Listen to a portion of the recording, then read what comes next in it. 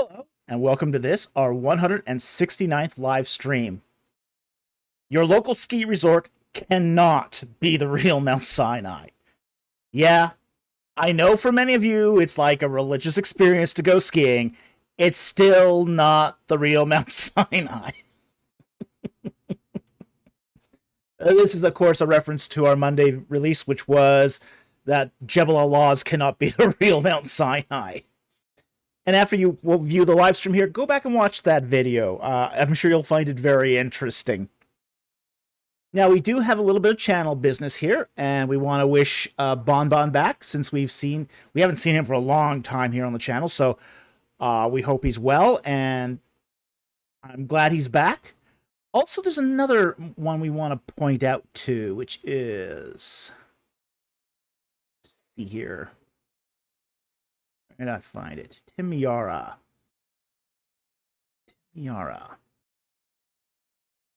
see if I can pull this one up quickly here. There it is. Timna said, just wanted to say I'm getting married in about 5 hours after this live stream will likely end. That's dedication, dude. That is dedication. Congratulations, though. I'm very excited, but I don't think I'll be able to stay till 4 to 7 a.m. to join you anymore. Hey, make it a family thing. That's what families are for. That's what Mama does. Makes it a family thing.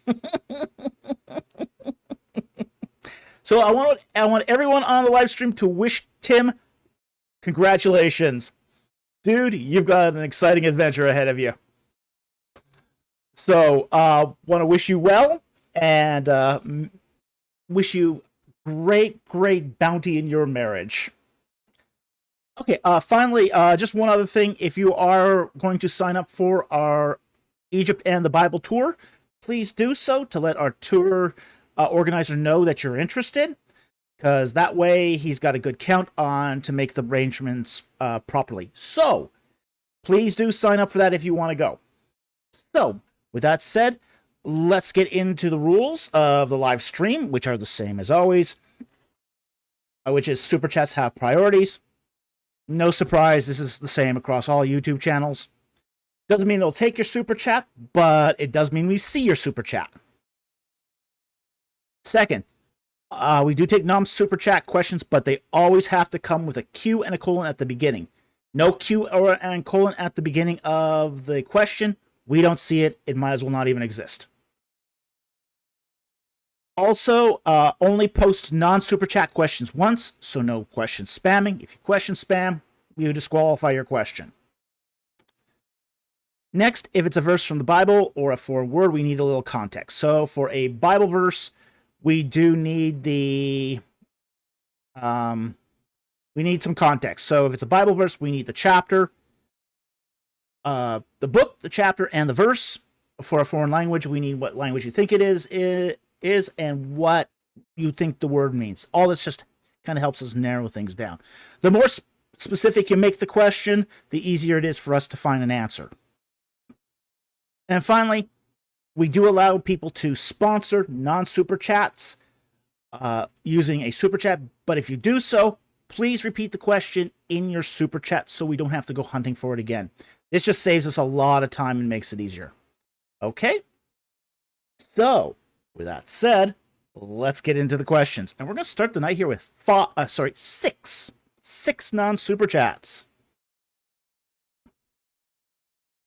First one here is from AEUIO. And he asks, hi, Dr. Falk. Hello. Is there historical context to Genesis statement in 46:34 about shepherds, pastoralists being detestable to the Egyptians? Was this a class issue? Yes, there actually is a lot of there is a lot of historical context to this one. Shepherds were not well liked in Egypt. Now, this is not just a Bible thing. This is something we find in Egyptian literature, too. You find it, for example, in, say, the Middle Kingdom prophecies, where Semites, they're bringing their flocks, their herds and they're destroying waterways, essentially. Egypt is an agrarian culture, and it's a cattle culture. And the reason why it was a cattle culture was because your farm was dependent upon the water supply that might be 3 farms over. So you would have canals that would run in deep into the land. So if the guy by the river wasn't taking care of the waterway well, like he was raising pigs, it would create pollution all the way down the line. So people who raised sheep, which were not as clean as, say, cattle, caused problems for the local Egyptians and were not viewed as good neighbors. So it was one of those things where shepherding and pastoralists weren't seen as being as good for the land, responsible. They were a side effect of moral decay. So there was a lot of animosity between Egyptians and, say, pastoralists. So absolutely, that statement in Genesis 46:34 is accurate. It's accurate as to how the Egyptians viewed shepherds. They did not like shepherds. Shepherds were not liked. They were sometimes tolerated, but they were never liked. So anyway, I hope that helped. Thank you for the super chat, or thank you for the question. Very much appreciated.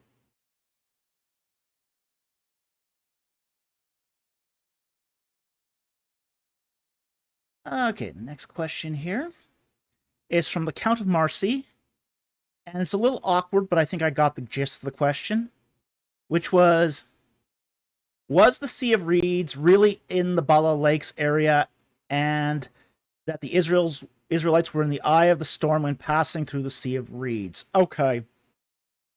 It was close to the Bala Lakes. Essentially, it was in an estuary, the Pelusiac estuary. Now, back in the late Bronze Age, the Nile River had 3 branches. Today it only has 2, but back then it had 3. It had the Rosetta, the Damietta, and they had a 3rd branch that doesn't exist anymore called the Pelusiac. And the Pelusiac actually split off around Memphis, just sort of north of Heliopolis, and it drained off into the Sinai. So into the Mediterranean in the Sinai. But there was this huge estuary that was there, and there was like dozens and dozens of lakes out there. So the Sea of Reeds was probably one of those lakes around the Pelusiac estuary, but we don't know which one exactly. Okay, we don't know which one it was exactly, because those lakes don't exist anymore. They all dried up when the Pelusiac itself dried up. So it's close to the Bala Lake, but it's not exactly at there. It would have been a little more east of that location. Now, in the case of the Israelites and the storm that caused the Red Sea to part, it was a wind set down, which means it was a constant wind that was coming from the east. So this isn't a tornado. It doesn't have an eye. It doesn't have a peaceful eye in the center. It's just a constant wind at about 50 miles an hour. 50, 55 miles an hour. So it's strong enough that you're going to have a little difficulty walking, but their back is going to be to it, so it's going to give them a little push forward. Okay? So they're walking with their back to the wind. So they're not going to have any problems crossing it. They don't need to have an eye. In fact, if anything, they're going to gain a little speed. Yes. Hold their sheep up, get a little sail going here. Okay. So, with that bed sheet on. Ox on the next. Do a bed sheet between a couple of oxen and just sail the way through.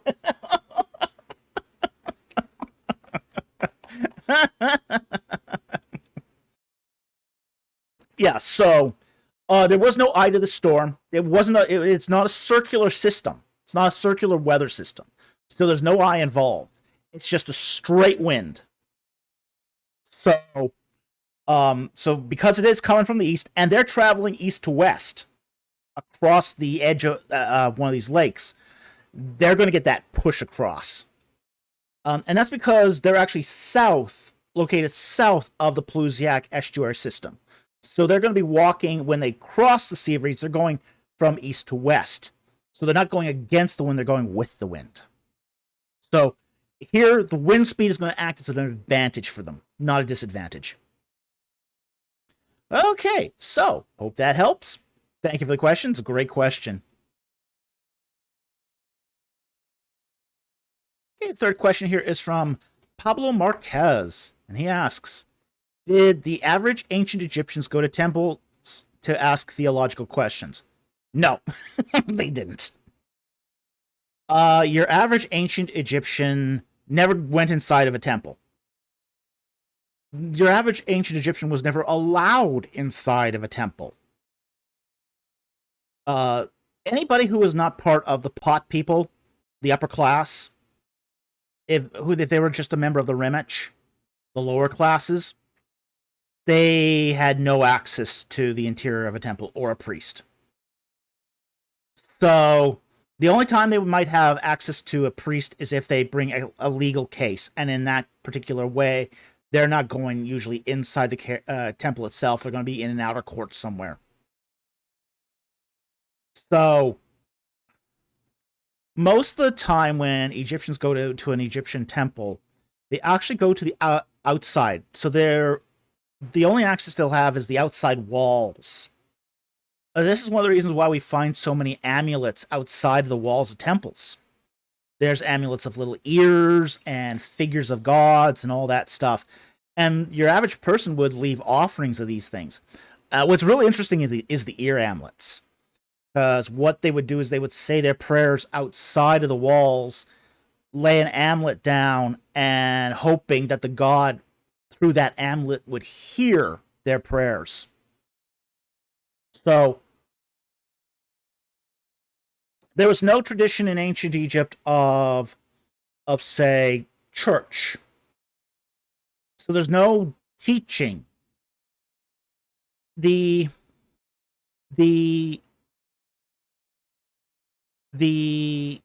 way people sort of picked up on the mythology of ancient Egypt was through stories. So you'd have one guy tell one story, and that story would get passed around. That was as far as theological teaching went in ancient Egypt.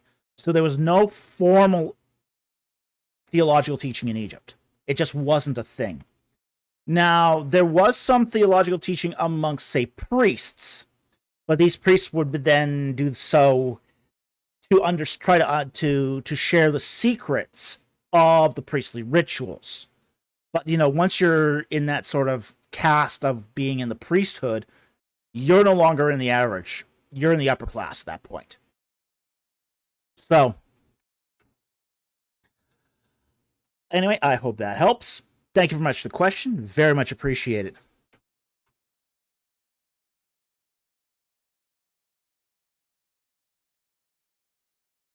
I don't think that question just popped up from AJ Higgins.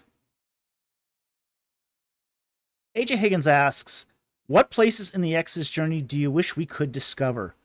Oh, I'll tell you the one I would love that they would discover would be Pihahirot. I wish they would. I so wish they would find Pihahirot, because that would just nail down where the crossing was. If they found Pihahirot, it would answer a lot of questions.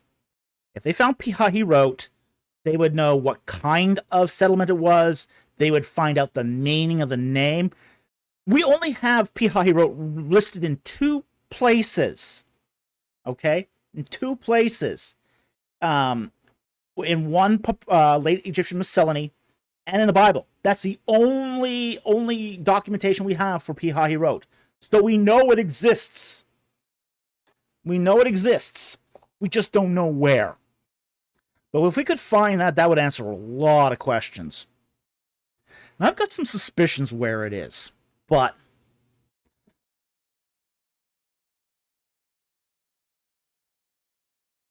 what?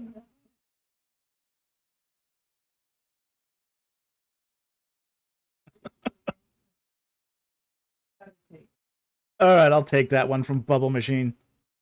It's a cute question. How do you understand hieroglyphs? With 4 years of study.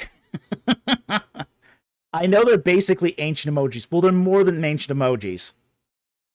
How do you read it as a language? You read it as you understand that some of it is phonetic, some of it is pictographic, okay?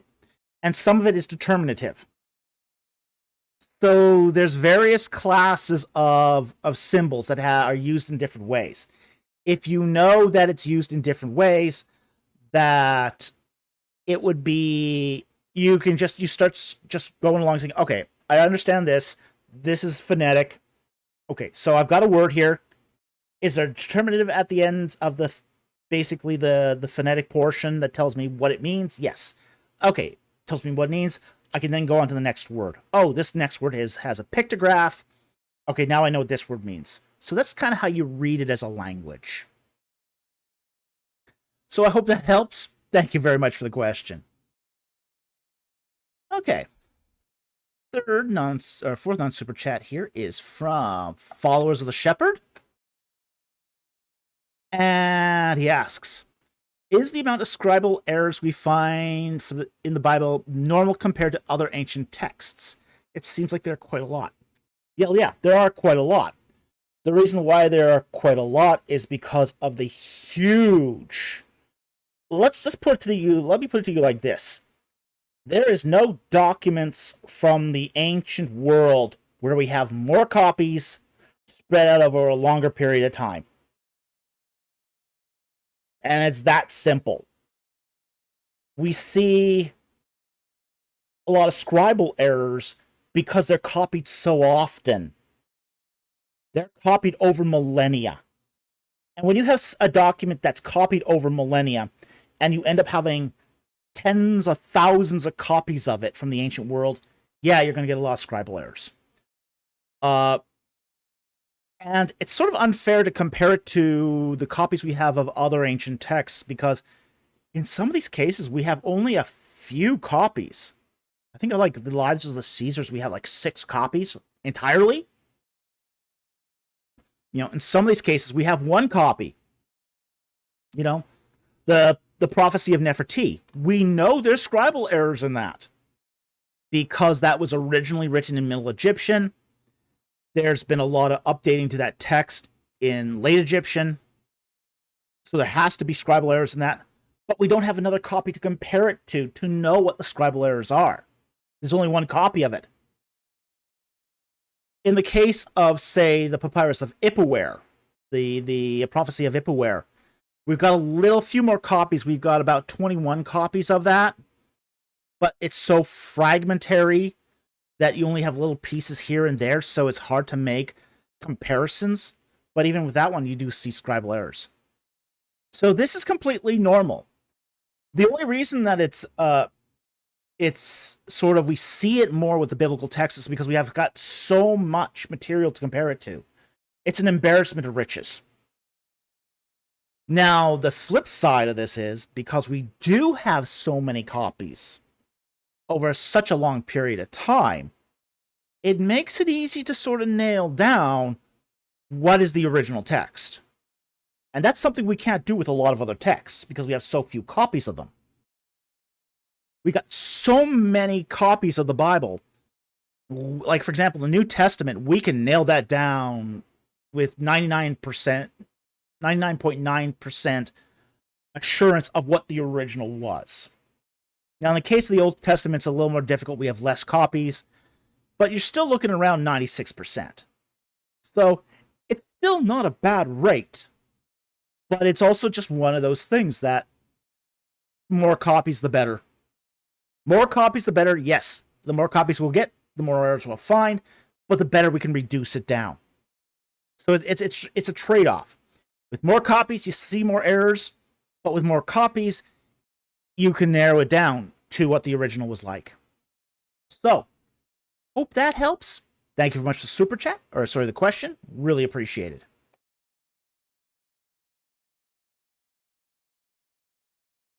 Next question here, also from the followers of the Shepherd, asks, someone recently told me about the Ebionites were not only the original Christians before Paul corrupted the church, but they were Muslim. Thoughts? Okay, 2 thoughts. 1, they weren't Muslim. Not even close to Muslim. I don't even know where they get that from. Okay? Second, there's a lot of debate over who the Ebionites were. They were a early Christian sect, and I put Christian here in scare quotes. They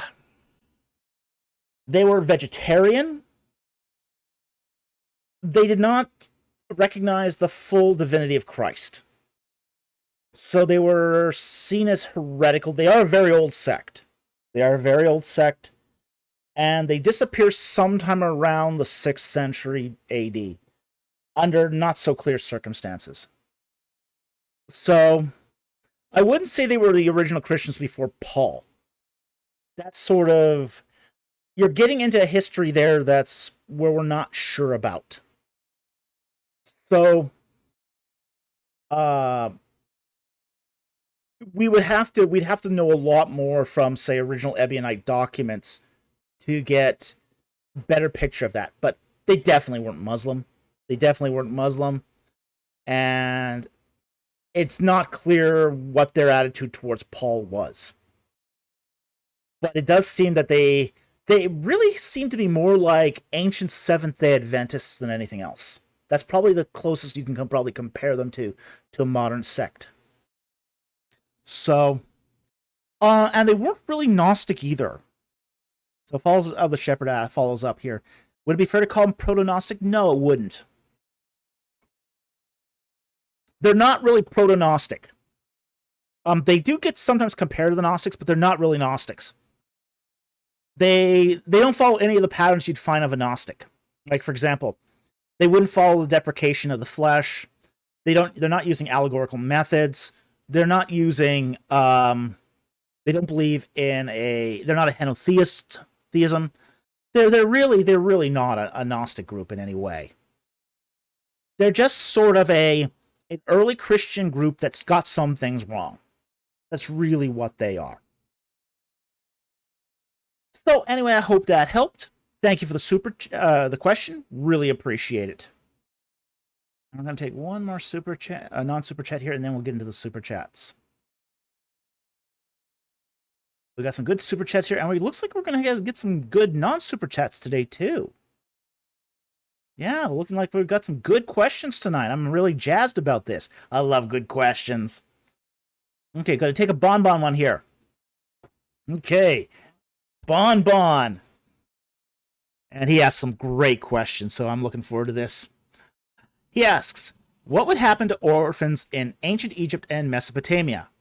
Would their older siblings be expected to adopt and raise the little ones? What if their parents die in a plague, war? Would priests help? Okay, there's 3 questions there, but let's take them.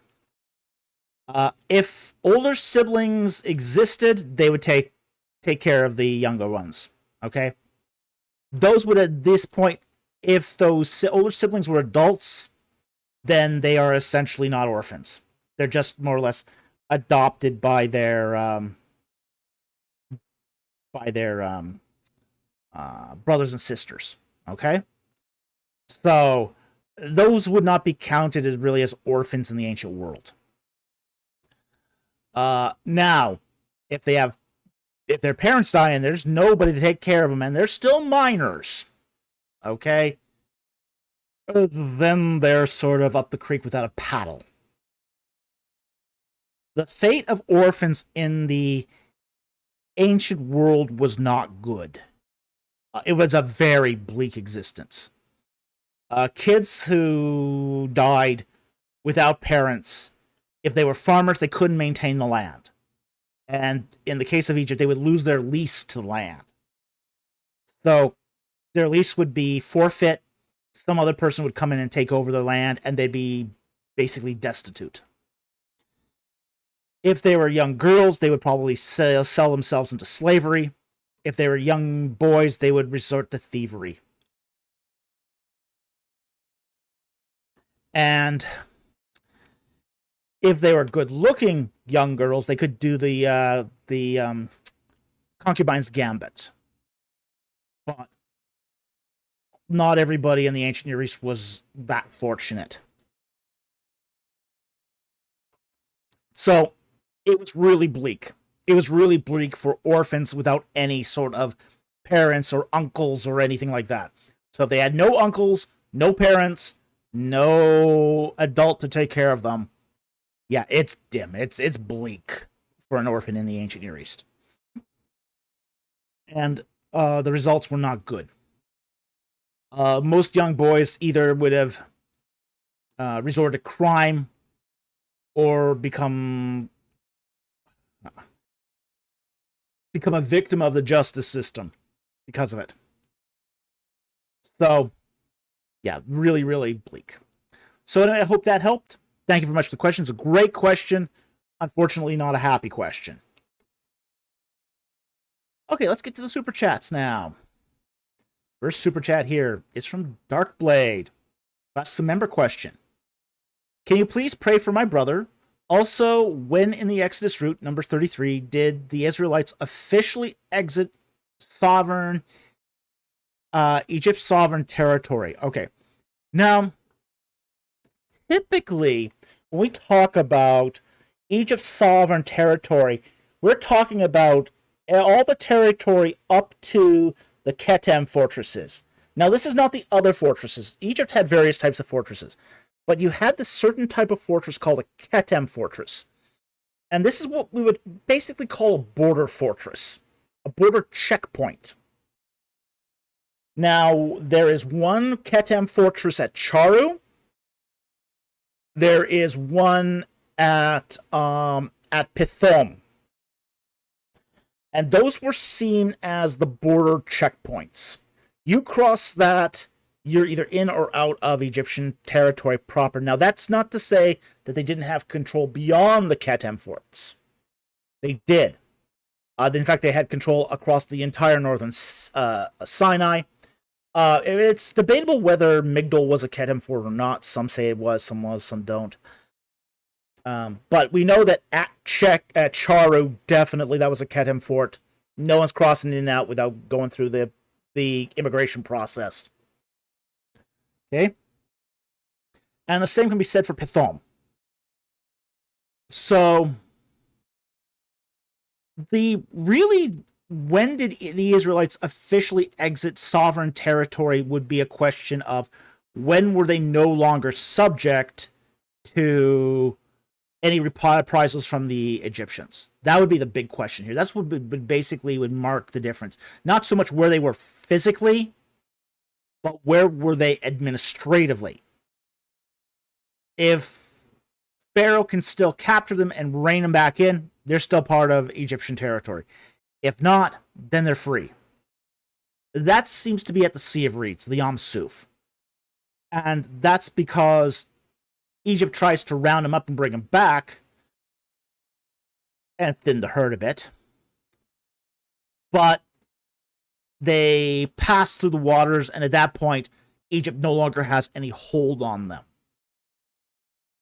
So that's sort of where we would say that, and at that point, they're already outside of Egyptian proper, but they're still sort of in the hinterland. So the Israelites at that point, they're outside of the Nile Delta, and they're sort of wandering in that wilderness on south of the Plusiak estuary. So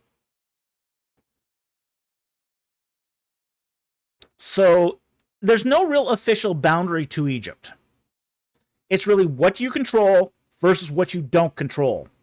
That's really what defines any border in the ancient world. You know, where does one king agree that one territory begins and another one ends? So, you know, as they always used to say, borders are nothing but lines on a map. Well, in the ancient world, it's where are the lines in the sand? Wherever the king says, I I'm control this area. So they had left Egypt proper when they passed through Pithom. That's when they left Egypt proper. But they're still in the hinterland for a while. So I hope that helps. Thank you very much for the question. Really appreciate it.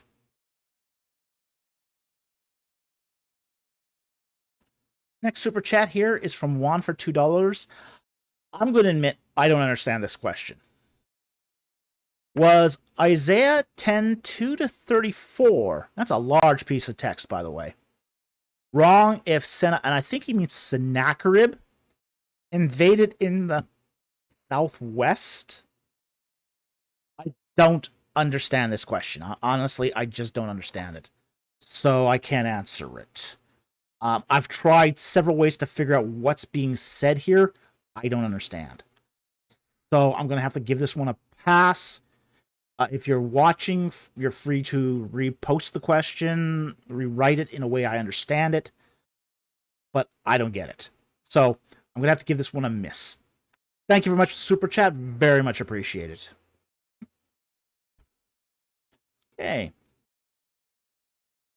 Next Super Chat here is from AT Ministries for $1.99. Thank you for the Super Chat.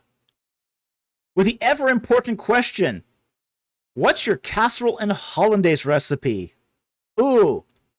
I don't have a casserole recipe because I can't afford casseroles. They're too expensive these days. But I have a hollandaise recipe. It's very simple. 4 egg yolks. Beat the egg yolks till they turn a very light yellow. Microwave it in on a 30% setting for like 20 seconds to warm it up. And then start adding softened butter by 2 tablespoons. Whisk it in. Microwave it again. Whisk in some more butter till you get about like 8 tablespoons of butter inside the hollandaise sauce, all nicely emulsified. Then add a teaspoon of lemon juice to the hollandaise and enjoy. You know it's done when it'll coat the back of the spoon and you can run a spoon over it and the mark stays. Beautiful, beautiful stuff and easy to do.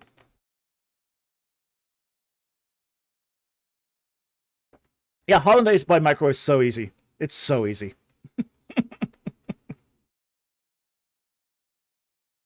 Yeah, all microwaves should let you change the power settings. So Darkblade, I think you should be able to do it. If not, use the defrost setting. The defrost setting on all microwaves is 30%. So, yeah, bubble machine. The folks can't afford casseroles. It's a terrible, terrible tragedy that casseroles have become so expensive. But if you figure in all the ingredients that go into a casserole these days, you know, the tuna's like $5. The pasta's going to be like another couple bucks. The cheese is going to be like $6. The cream of mushroom soup is going to be another $5-8. It adds up. It adds up fast. I mean, you're thinking an easy meat, like an economical meat, like in the 1960s with these casseroles, and it turns out you're paying like $20 for a tuna casserole.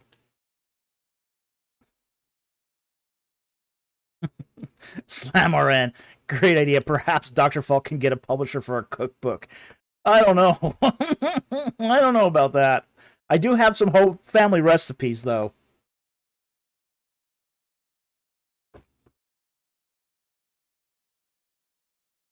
I did get a lot of my grandmother's recipes. As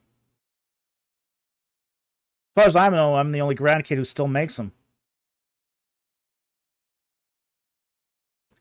Okay, next question here from 18 Ministers to 199. Is Christ the wedding garment? Matthew 22:11. Let's bring up the text. Let's bring up our Bibles. Okay, Matthew 22:11. Okay, now this is a parable of a wedding.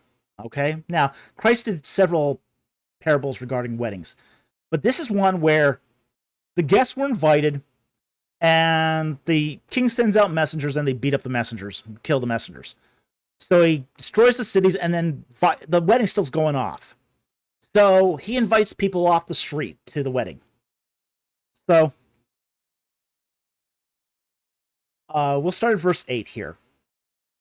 Then he said to his slaves, "The wedding is ready, but those who were invited were not worthy." Now this is, it's interesting that he uses the word here, worthy. Okay? "Go therefore to the main highways, and as many as you can find there, invite to the wedding feast." And those slaves went out into the streets, and together they found both good, evil, and good. Evil people? They're not worthy. And the wedding hall was filled with dinner guests. But when the king came in to look over the dinner guests, he saw there was a man not dressed in wedding clothes. And he said to him, "Friend, how did you come in here without wedding clothes?" And he was speechless. Then the king said to his servant, "Bind him hand and foot, cast him into outer darkness. In that place there shall be weeping and gnashing of teeth." Okay. Now, one of the things we have to be careful of here is to try to make an analogy walk on all fours. Okay? These are parables. They're analogies. Not every detail is meant to convey a certain meaning. And I think here, even though it might be tempting to compare the wedding garments to Christ or to righteousness, that's probably not what it means. It's probably just a symbol of being prepared for the wedding. Like, for example, you have here in verse 10, good and evil. So you got good people and bad people. They're coming in. Some are prepared, some are not. Wow. Wow. Thank you, Taco Tuesday. And we'll get to Taco Tuesday in a moment here. Yeah, it's so this crisis doesn't represent the wedding garment, and we shouldn't read too much into it. But here's the thing about the wedding garment that's really interesting. That when the king confronts him, he calls him friend. He calls this guy, "Hey, friend, why did you come without... How is it that you came here without wedding clothes?" And the friend's speechless. This guy's speechless. Why is he speechless? Because he was intentionally disrespecting the wedding. The lesson you're supposed to take away from this is that not everyone that's invited gets to stay in the wedding. Yeah, it's not once saved, always saved here. Okay? Many are called. Like the original guests. They were called to the wedding. They weren't worthy. Others are called to the wedding. Some of them will not be worthy either because they disrespect the king. So that's what you're supposed to take away from this, is that those who disrespect the king don't get to stay at the wedding. And that's really what the wedding garment is here. It's a sign of respect. It's a sign of preparation. It's a sign that you wanted to come to the wedding. So, you don't respect the king, you don't get to stay at the wedding. So this is a strong statement against, say, nominal religion. You know, guys who just sort of they came into Christianity because their parents were Christian. They didn't really want to be there. They really don't respect the king. They don't respect Christ. They don't get to stay. They get thrown out. So it's one of those things that it's really this is just say, hey, okay, you've received the most valuable thing, a wedding invitation to a wedding of the king. Show some respect. Yeah. I mean, we went to a wedding recently, and it had a dress code. Women were supposed to wear hats or veils. Men were supposed to wear suits. It's a sign of respect. Every wedding is like this. Christ knew this. His readers knew this. Everybody knows this. You go to the wedding, you show respect. That's the part of the wedding. And the eschaton, the coming of Christ, is like a wedding. It's described as the great wedding feast of the Lamb. You show respect, you get to stay in the party. Don't show respect, well, there's the door. Yeah. I like that from Haystack. I'll put that up here. Haystack says to refuse the garment is an act of rebellion. Yeah. Yeah. Absolutely. Okay. So that covers that super chat. I want to basically address this one quickly from Taco Tuesday, who gave us a super generous super chat of $399.99. Wow. Thank you. He says, thanks for all, or he or she, I don't know which one it is. Thanks for all the work on your channel and with Michael Jones as well. Treat yourself to a casserole. Well, he will. Thank you. Well, thank you so very much. It does put food on the table, and we do appreciate the support of very, very generous super chatters like yourself, because you keep us on the air. We really appreciate that. You help keep the work going. So thank you so very much. Yeah, we're the talking heads here that maybe give you some answers and some knowledge, but you guys are the heroes that keep this thing a viable option. So, thank you so very much. We really appreciate it. Okay. Back to the next super chat here.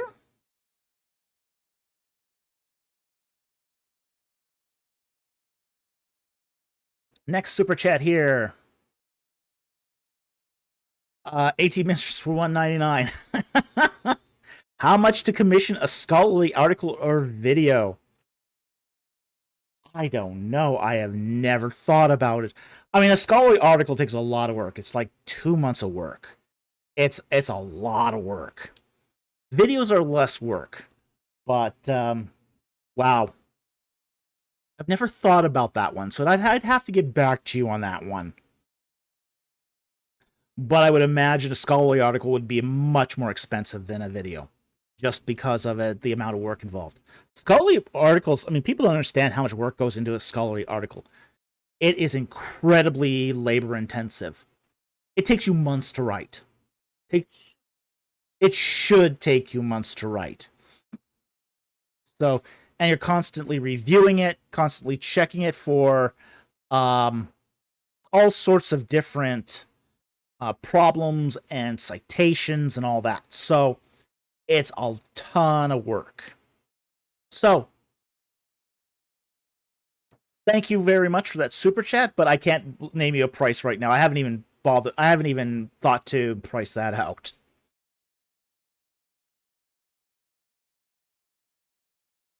Wow, and a very generous super sticker from Mystery Flavor for $50. Thank you so much.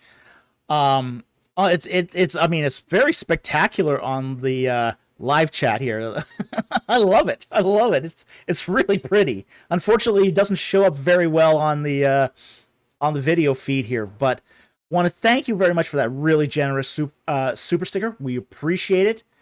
Wow. Thank you so very much for the support of the channel.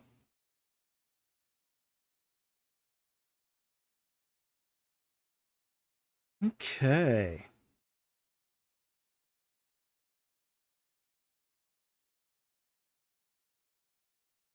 Okay, next one here.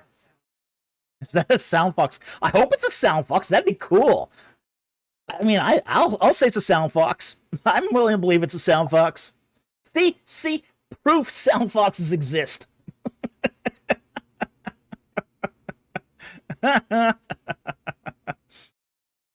Okay, next one here from AT Ministries for $1.99. Want to co-write a 7 Things You Wish Christians Knew book? Um, I'm not a very good co-writer. I'm a better writer than I am a co-writer, but I'm not sure if that's a good use of my time. There's a score of books I want to do. But it's something I'm now thinking of, at least. So I'm not saying no. Not saying no, but I'm not saying yes either, just because my schedule is so packed. So, next here from AT Ministries for $4.99. Thanks for the super chat. What's an independent chair? Will my spare room in my condo with a room and board for no cost suffice? Laugh out loud. No, not really. That's not really what it means. But I appreciate the offer. Yeah, we don't like to stay in people's homes for extended length of time. But what is an independent chair? Okay, an independent chair is when a large donation is made to a school of higher learning in exchange for a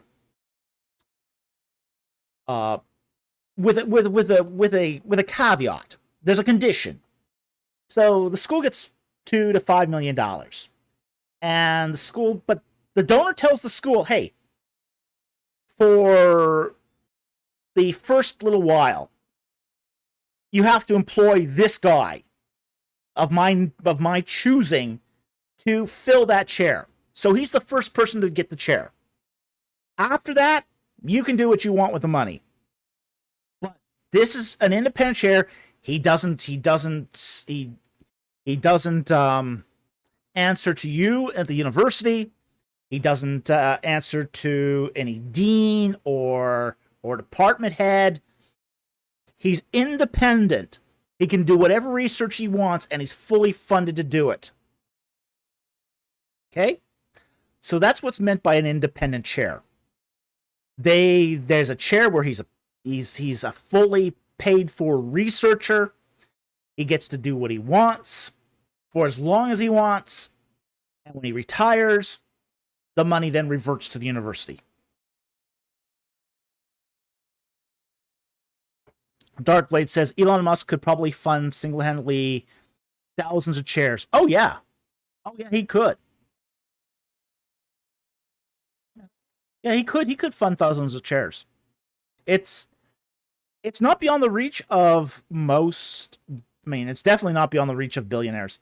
But here's the thing, though: once you get to Elon Musk's level, most of, say, the guys at his level aren't funding chairs. They're funding buildings. Okay? Chairs are kind of small potatoes at that point for guys like Musk. Guys like Musk are funding buildings because they're going to get their name, they're going to get the building named after them. There'll be some Musk building of physics somewhere. But, Darth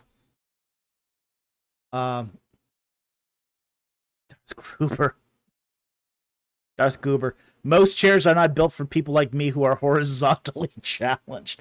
Actually, you know what?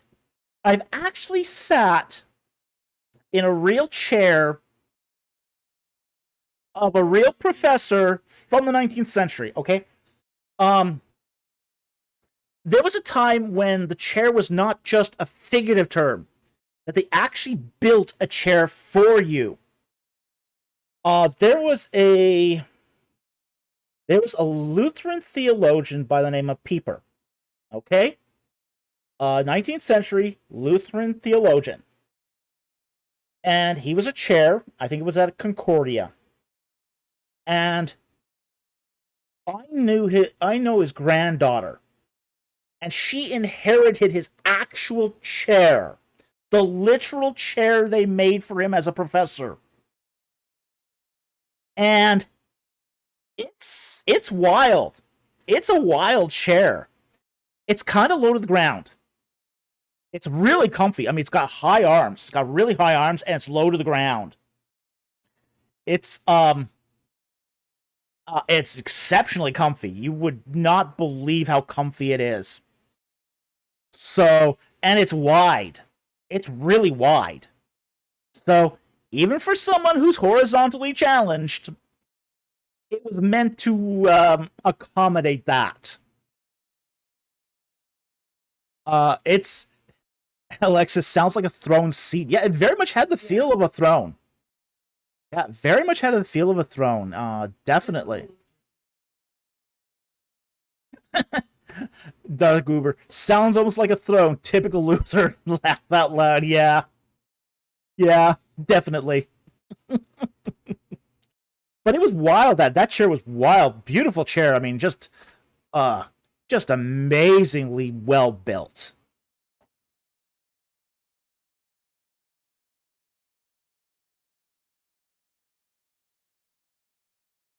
Yeah, well. Haystack says, I wonder if ancient kings' thrones were comfortable. They certainly don't look it. Depends on the throne. Some were, some weren't. Yeah, they were built for looks more than comfort, but at the same time too, they had to sit in them long periods of time.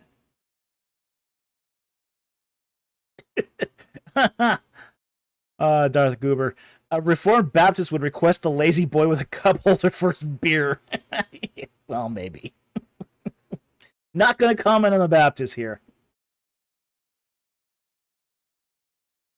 So yeah, there was a time when being a chair at a university meant having a chair. Quite literally having a chair. And it wasn't a bad chair. Okay. Next one here. AT Ministers for $1.99. Thank you very much for the super chat. Not gonna lie, I'm hurt that you lied to me about IP stream. Laugh out loud. Hey, I said I wasn't planning on it. Wasn't past tense. I didn't say I'm not planning on it. I said I wasn't.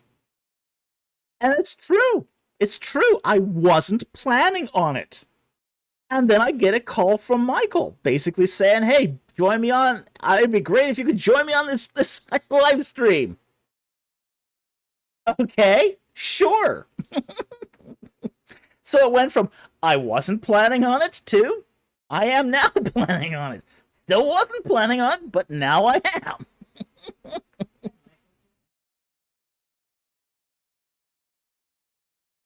And Michael asked me not to bring up the change of plans.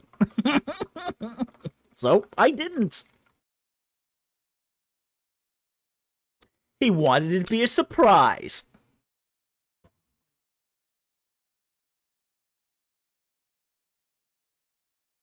Yeah, exactly.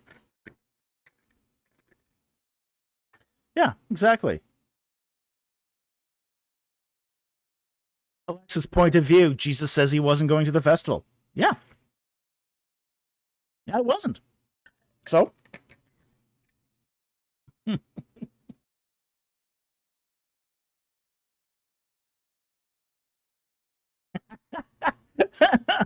A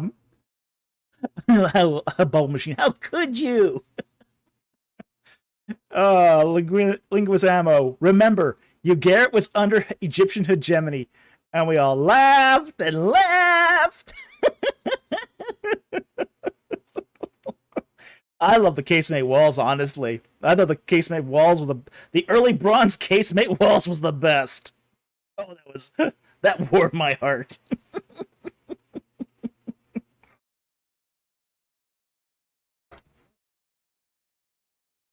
He said he also made mention to a late bronze 3. I mean, that was really out of date terminology too.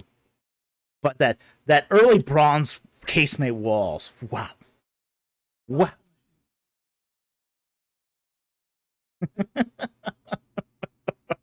Bubble machine. I laughed, I cried, it moved me, Bob. Well, what what made that Ugarit thing so ridiculous was, he was trying to salvage another mistake he made. Yeah, he had said that the Amarna letters dated to the 13th century, and why didn't they mention the Israelites? Well, because there weren't any 13th century Amarna letters. And some of his subscribers pointed that out to him. Hey, you know what? Kind of made a mistake here. All those Amarna letters are mid 14th century. So he says, he makes this post saying, hey, okay, yeah, I goofed up on that, but we have all these letters from Ugarit, the writings that Ugarit, that date up to 1190, and they're talking to their Egyptian overlords, and yet they don't mention the Israelites. And it's like, and I saw that, I went, oh my gosh, that's even worse. That was even worse. The correction was worse than the mistake. Because, that takes some doing to make a correction that's worse than the mistake. Yikes, because that was just so bad. Because, at that point, Ugarit was under control of the Hittites. Ugarit hadn't sent a letter to Egypt since Akhenaten. And they were Ugarit so far up the north, up the coast, that they wouldn't have had any interaction with Israel at all. Nathan didn't know. Is there any mention of Ugarit of the Battle of Kadesh? No. Nope, there's nothing there either. Funny that. Strange how Ugarit doesn't mention the Battle of Kadesh either. Bizarre.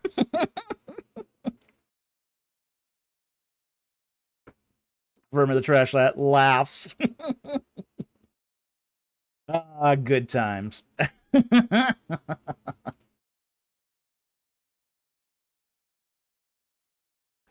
Okay.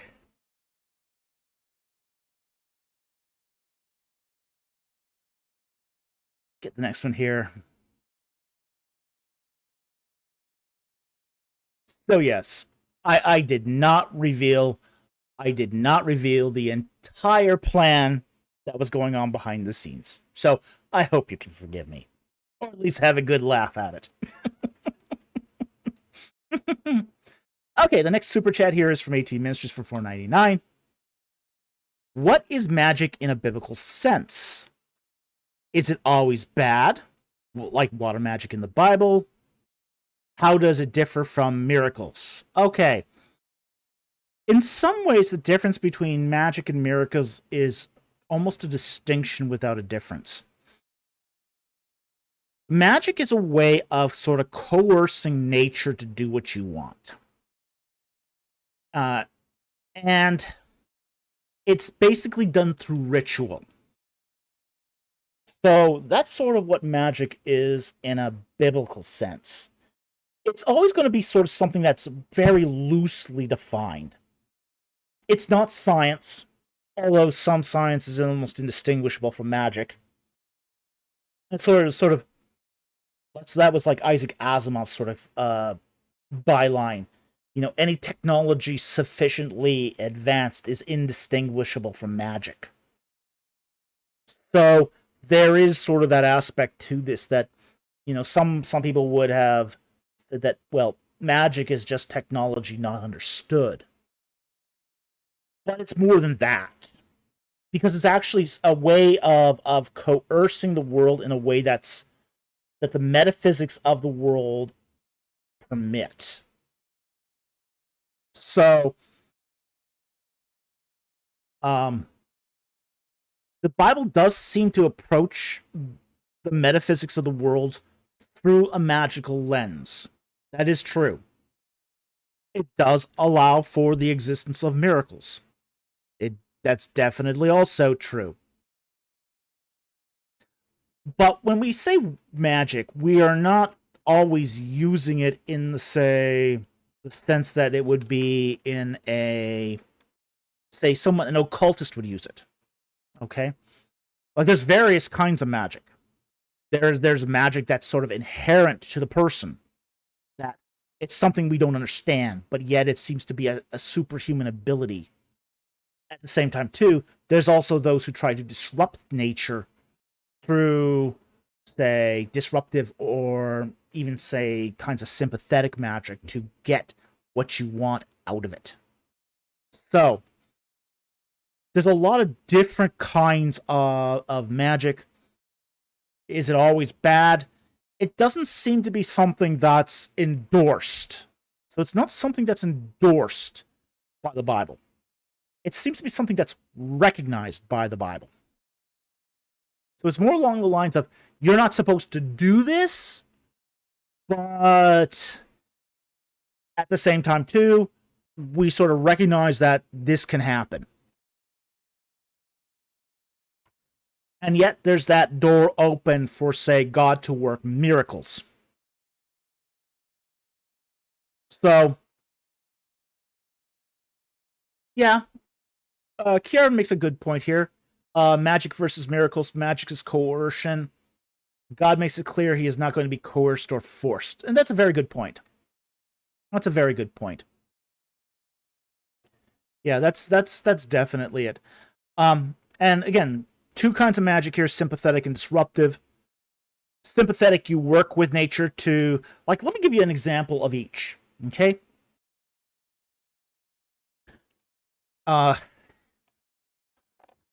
Let's say you want to do a sympathetic magic of frogs.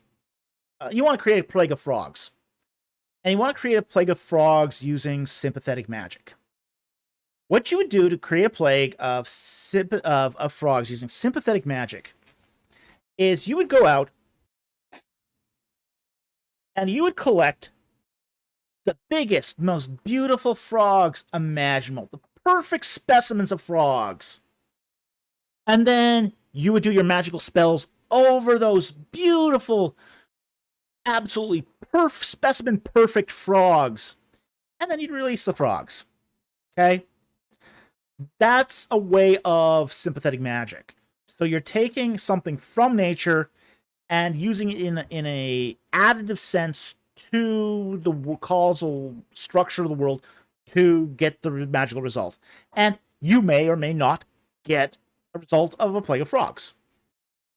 Because magic is always stochastic. It's never determinative.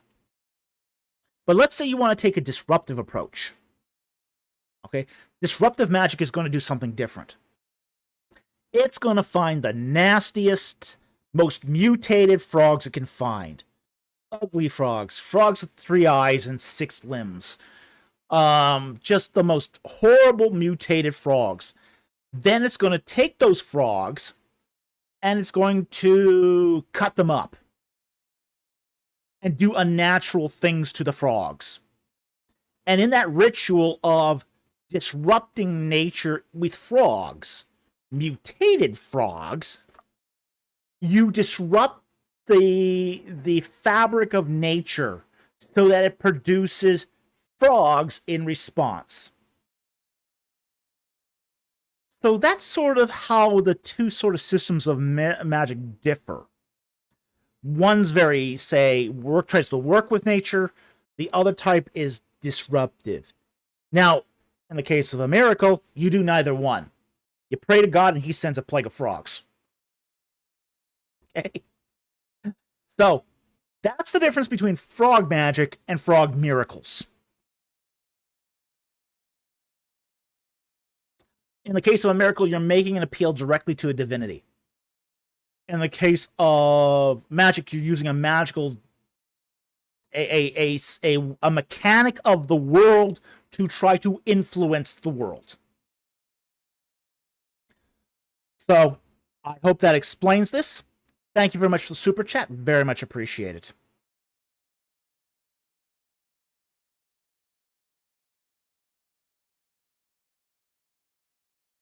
All right, back to super chats here. I hope I didn't give anyone any ideas on how to torture frogs here. That would have been bad.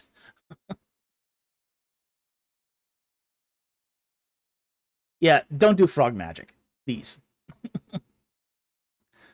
Okay. Next super chat here is from AT Ministries for $4.99. Thank you for the super chat. He goes, I ask because of many fundies' hyper reaction to anything that displays magic witchcraft to them. Like, you're not evil for playing a cleric in D&D, laugh out loud. Okay. Now, one of the things we have to understand too is in the case of, say, Dungeons and Dragons, or even, say, Tolkien, you know, you got wizards in Tolkien. Magic in those worldviews isn't a disruption of nature like we would find, say, in ritual magic that we find in our world. It's worked into the natural abilities of the world. So, like, for example, in the case of Lord of the Rings, where you've got, with the wizards, you got Gandalf and Saruman and Radagast. You know, these are divine beings. They're not humans. They're not humans. They are divine beings that have these special powers as part of their natural ability. It would be no more amazing for those special beings to do a magical spell that would amaze us all than it would be for you to reach out, grab a flashlight, and pick it up. It's part of their nature. It's part of their natural abilities. And because it's part of their natural abilities, it's not seen as immoral. So, in the case, and even in the case of, say, playing a cleric in D&D, that's part of the natural abilities that are provided through, in the case of a cleric, through a deity. So, if you are playing a good cleric with a natural ability to do those sorts of things, it's not inherently evil. So it depends upon what the worldview of your system is. And I like that. I'll take that comment there. From Darth Goober. This explanation reminds me of Star Wars. Light side is harmony with the universe. Dark side is inflicting your will on it, contorting it to something unnatural. Hence Sith alchemy. Yeah. But again, too, like the Force. The Force is a part of nature. It's part of one's existence. It's not, the Force is not something in the Star Wars universe. It's not something you have this. You have this ability. You're born with it. Those who are Force sensitive are born with that ability. It's not something they go out and they might refine it, but it's something that's inherent to their nature. And because it is something that's inherent to their nature, it's not automatically an evil thing. Now, it can be used for evil. Just like, say, a guy picking up a pipe wrench. Well, you can use that pipe wrench to fix a pipe. You can use that pipe wrench to clobber somebody on the head. You can use that pipe wrench for good or evil. Okay? It's your natural ability to be able to pick up the pipe wrench. What you do with it determines whether or not it's good or evil. So inherent abilities are what we would call in ethics adiaphoron. They're neither good nor evil. It's how you use them at that point that determines what is good and what's evil.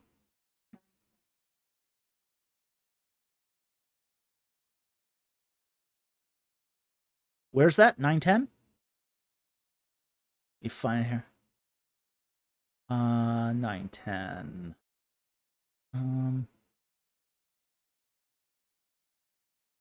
I see it. Okay. The Phoenix guy? Okay. Roruni Phoenix asks, did Jacob use sympathetic magic with the rods and the goats? Okay. This one's interesting. I love this one. What this is, he probably thought it was magic. What this is applied pharmacology. I love this one. But a lot of magic is. A lot of magic is actually applied pharmacology. Like, for example, the creation of zombies. in the Caribbean is applied pharmacology. It's not really magic. And Jacob's using of the wooden sticks in the watering troughs, it's applied pharmacology. Okay? So, what's going on here is that whenever he put these sticks in the water troughs of the goats and the sheep, they would be stronger and breed better. That was what was it.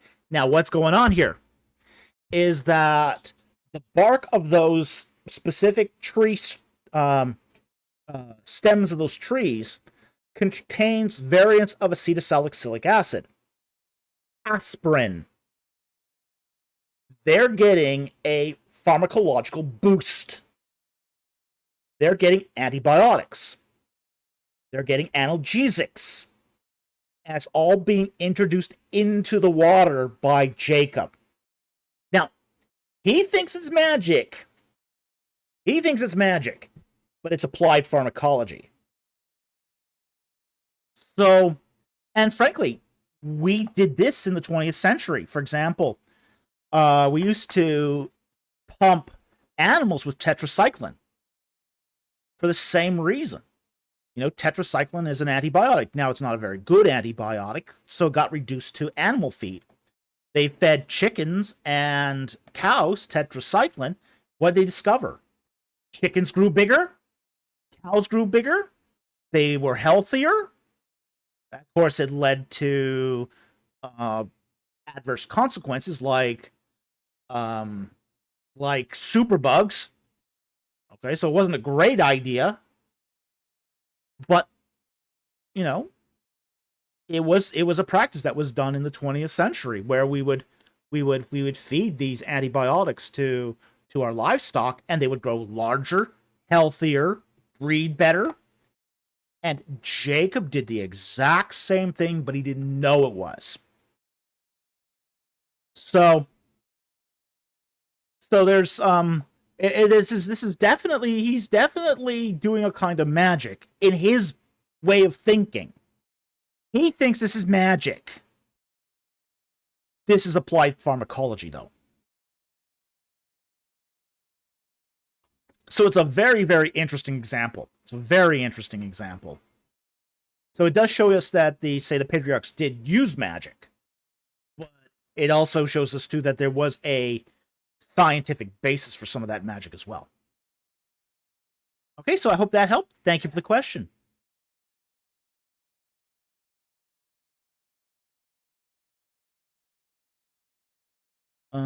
Oops, let me get that, sorry. Gabe Reagan adds, so Jacob accidentally fell into science? Yeah. A lot of magic does. A lot of magic does. I took a course when I was in college on when we had to do a lab module, a field work for my biology class. And the field work I did was actually on herbology. Now, I took it for the reason that I didn't have to go out into the BC outback planting trees. I could stay on the campus and do that. It was one of the few field educations where I didn't have to leave the campus. So, I enjoyed that aspect. But I learned a lot about native medicine. You know, a lot of native medicine is basically, you know, magic where they take herbs and make medicines out of it. Yeah, they're doing magical incantations and putting it in the medicine spoon and all that. And there's a ritual that's associated with this. But they've discovered that there's a lot of antibiotic properties that are associated with a lot of this herbal medicine. It's not an empty there's a lot. And let me put it this way. Most of the herbs that have big claims that you get from the store are junk. But there are some that have real pharmacological basis in fact.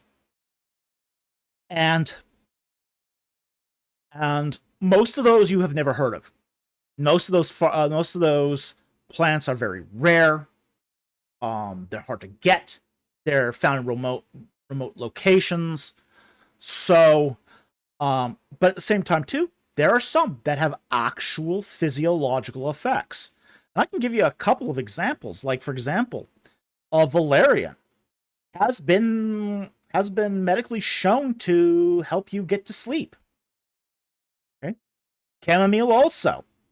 In fact, of the two, they have actually found that valerian is actually stronger for helping you get to sleep than chamomile. So,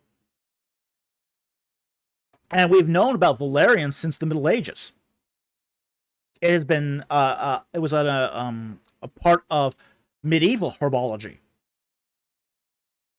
So, while most of the effects of most herbs is kind of, how do I say this, junk claims, there are some that actually work. There are some that actually work.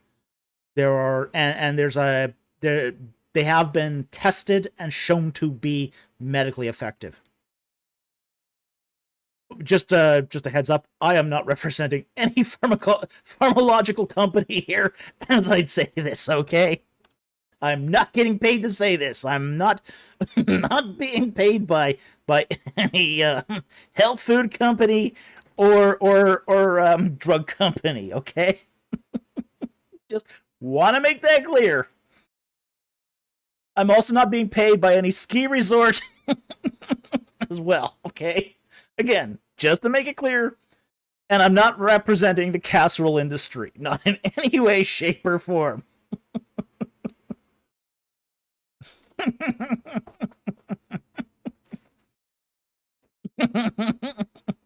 Farron and Tash, right? Dr. Falk is part of the mafia. We won't go into that. We will not go into that. Dark Blade. Hashtag not sponsored by Big Pharma. And I'm not sponsored by Big Alterna.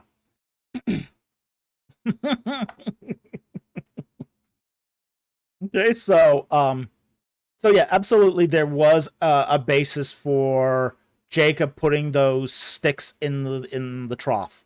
Definitely.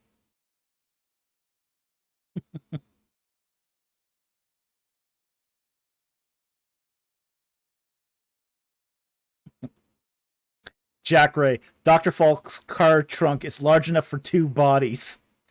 Yeah, it's large enough for 2 bodies, but when do I get the rest of the car? I just got the trunk. I don't have a car to go with it.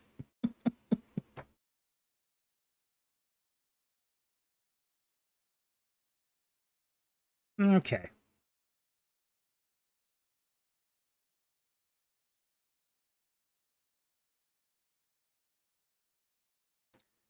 But yeah, back to the super chats here.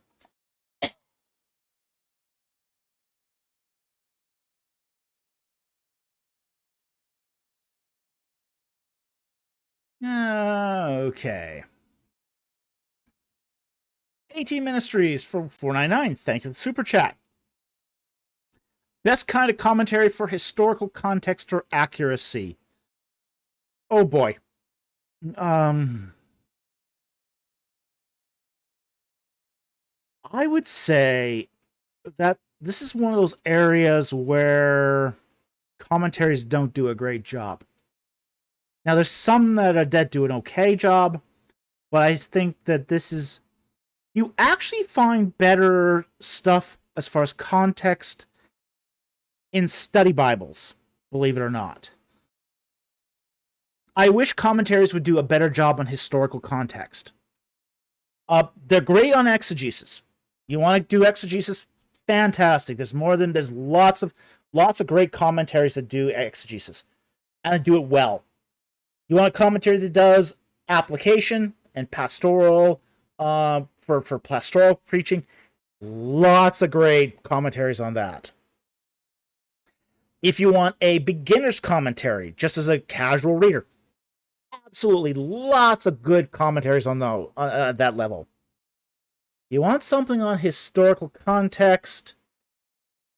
Yeah, not so good. not so good. So for historical context, you're almost better off getting supplementary material instead. Things that actually focus on historical context and accuracy. Like, for example, that Backgrounds of the Old Testament is a good book on that. But it's not a commentary. It just has not been a big thing amongst book publishers to publish historical commentaries or contextual commentaries. It's just not been a thing. So, well, there is a controversy, a lot of controversy over the history. You all do also find that these debates also invoke a lot of passions that are not always biblical and not always well deserved. I mean, to be honest, to get the commentary, a historical commentary on the Exodus published, boy, you're gonna get a lot of gnashing of teeth over that one. A lot of teeth gnashing over that. Because you're either going to do something that's historically accurate, in which case you're going to go with late Exodus date, or you're going to pander to the fundamentalists, in which case you're going to sacrifice historical accuracy and context over it. There's just there's no good solution between those two options. So I think a lot of Bible commentary publishers have sort of avoided the issue altogether. Oh yeah. I mean, we had that problem in our book, which is that book on the what's it called now, the Ark of the Covenant in its Egyptian context. When we first put the proposal in, they wanted me to remove all the dates. They wanted me to remove all the dates for the kings of Egypt. I was like, well, what? What? That's kind of the point, is we know the dates for the kings of Egypt. Well, then remove the names of the kings of Egypt. It's like, what? That's crazy. Yeah, I mean, it's crazy because you can actually take these features of the ritual furniture and narrow it down right to a specific king. They're all dated. So it's like, what do you mean that I have to remove all the date information? Well, we don't want to upset the early date guys. Maybe they should be upset. Yeah, maybe they should be upset by that. But it's, yeah, I mean, the early daters have no problems publishing their dates. Why should we back off just to preserve their sensibilities? So it was just like, okay, it's like, that's going to be a showstopper for us, because if we can't publish a book on ritual processional furniture without the dates, there's no sense publishing this. And so then they finally said, okay, you can leave the dates and the king names in, but you're going to have to explain your view in detail then. Okay, sure. Absolutely. I'm happy with that. Works for me. So God smiled on me that day, and it was just like, okay, I don't believe we actually got that. But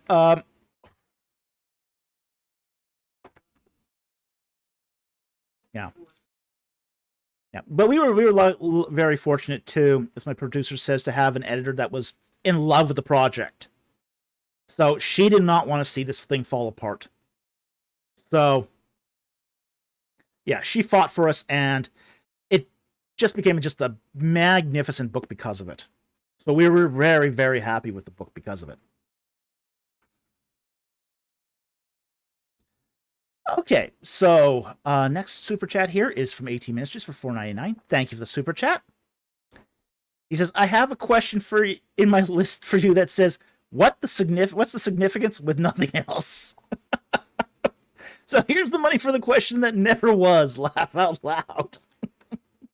Well, at least you're thinking about questions. That's a good thing. I appreciate that. Like, okay, but I do appreciate your support of the channel. Thank you so very much.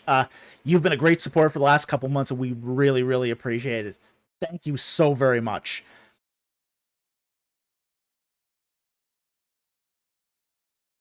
Okay, next one here is from Johnny Moe for $10. Thank you for the super chat.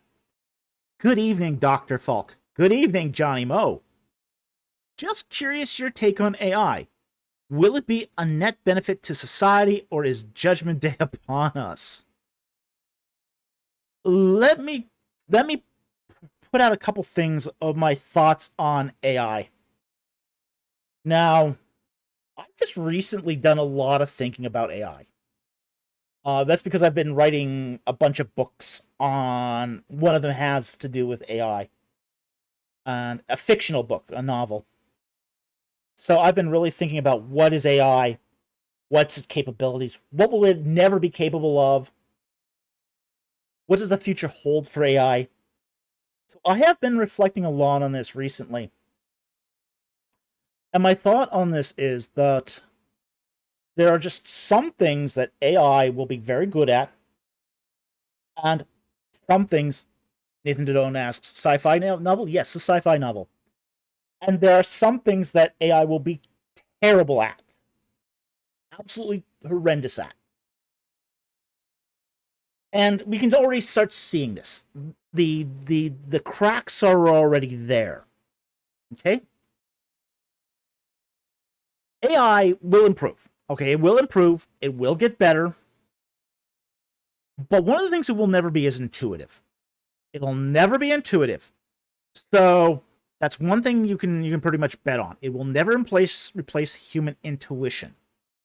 The ability to make connections to unrelated things. Things that actually have no direct, say, links. AI will just filter that out. AI is also a probability machine. So it basically constructs things based upon probability. What word comes next in probabilistic terms? We can already see that that's producing a result that's interesting, but sort of lacks creativity, lacks virtuosity. So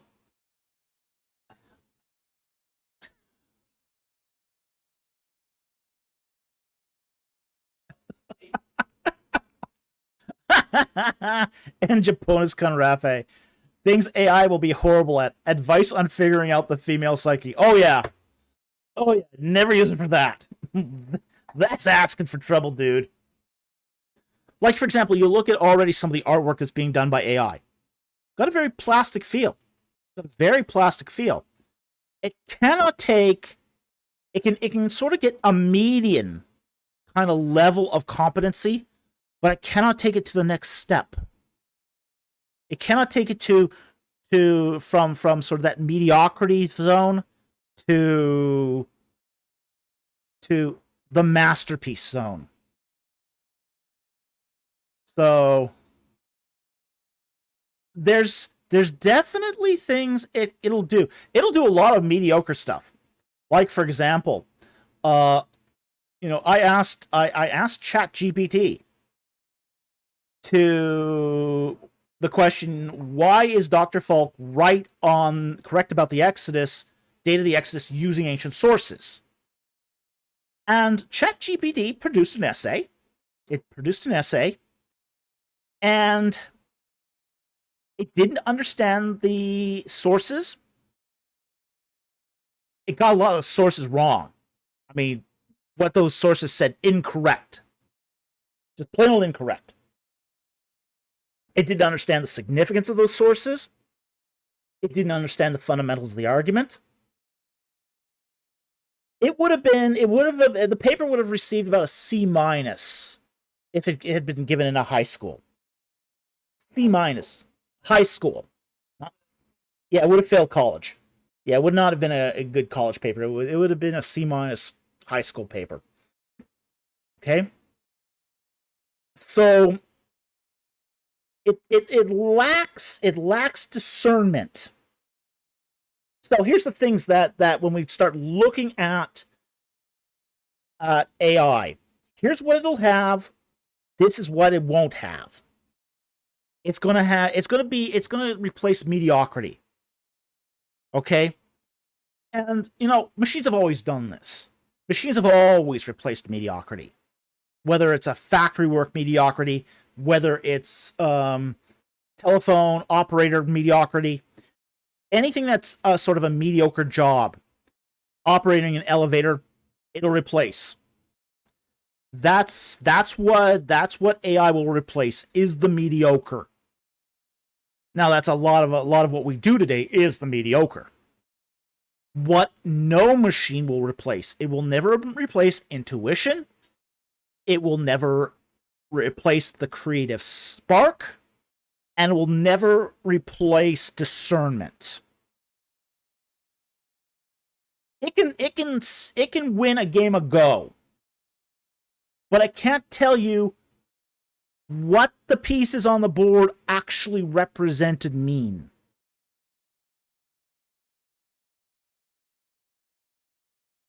So, this is not a judgment day.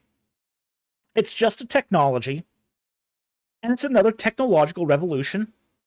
Right now, it's a technological revolution that's sucking up more power than Bitcoin. But, because, wow, those computers suck up a lot of power. Will it be a net benefit? It'll probably have to come down in price a lot. Just the cost of operation, because it can't be continuing to run like it is forever. So it will be, I think it will be a benefit to society, but it will also have, like any technology, will have its benefits and its regress. Every technology has its pluses and minuses. Computers have been a wonderful benefit to society. They've also replaced a lot of jobs. You don't find many typesetters anymore. You don't find many typists anymore. So it's and AI is going to be very similar. It's going to get rid of the mediocre artist, the sort of the ne'er-do-well artist. Definitely. It will get rid of the guy who does near-to-well advertising copy. Okay? Your average copywriter is going to be extinct. It may replace the lawyer who all he does is files forms. Fills up forms for you. I can see where an AI can do that better. So, it's going to replace mediocrity.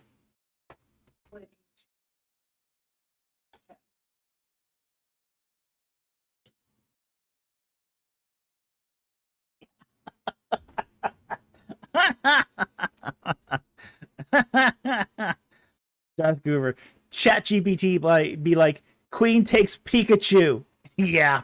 That's how it plays chess. Yeah, it doesn't understand it. It doesn't understand it.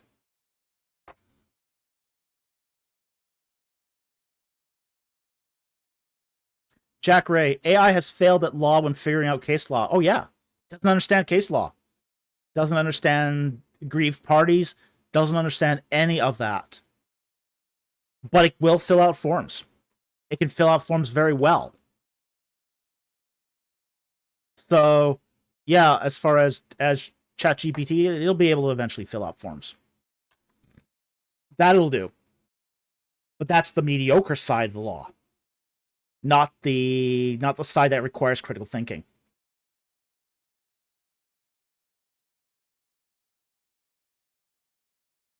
So that's what I think is the future for AI. I think one of the things we will see eventually too is artificial personalities. That's one other aspect of AI that has not been really discussed. So while we talk about AI replacing um, menial labor, say the mediocrity, there's also going to come a point where we're going to see AI also form artificial personalities. Now, once artificial and personalities are invented, then you're into a whole new ethical realm. Once you have artificial personalities, there's a huge amount of ethics that go with that. So, yeah, there's already lawsuits over some of this stuff. So, artificial intelligence is just the tip of the iceberg. It's just the tip of the iceberg. So the next big frontier, this is going to be the artificial personality.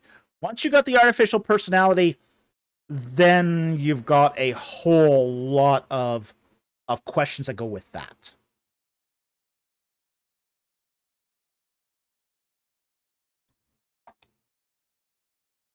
Okay, so that is my crystal ball for artificial intelligence. Take that all with the proverbial grain of salt. Even though my accuracy rate has been higher than most prophets, I'm not a prophet. I will self-disqualify myself right here as a prophet. So nobody can come back on me and say, "Hey, you prophesied this and it came true." Well, yeah, if it did come true, that's a lucky break. And I have been luckier than most. I'm still not going to claim to be a prophet. Okay, next one here is from Linguist Ammo. $5. Thank you for the super chat.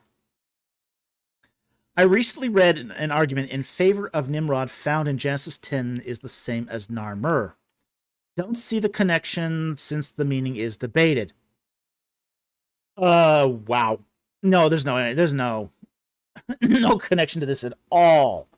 I don't even know how people get this. I mean, I have heard this. I have heard people try to argue this. And it's crazy. It's crazy. Narmer is, I mean, first of all, Nimrod was said to be a hunter in Mesopotamia, and he's responsible for building certain cities in Mesopotamia. Narmer never left Egypt. So I don't know what they get this done. Except I think what they do is I think they sort of say, oh, both words start with an N. And then if you just metaphesize the R and the M, you get Nimmer, and that's close enough to Nimrod. That's what I think they're doing here. And I think it's a terribly irresponsible way of doing this. I mean, I have heard guys that are particularly fans of Velkovsky who have tried to make this claim that Narmer and Nimrod were the same thing. And it is just whacked. Narmer, I mean, his tomb is located at where's it called now? At Abydos. So we found the tomb of Narmer. The tomb of Narmer has been found. So it's not as if we can still make that claim that, oh, well, Nimrod, Narmer, same thing. No. Nope, can't do that. That's just crazy talk. Just crazy talk. Yeah, so essentially there is no connection here. Yeah, Darkblade, I like that. Even a kid with basic biblical and historical literacy would shoot down this theory. Absolutely. Wow, yeah. Yeah. No, it's just, yeah, there's no connection between the two. None at all. Okay. Back here, the super chats.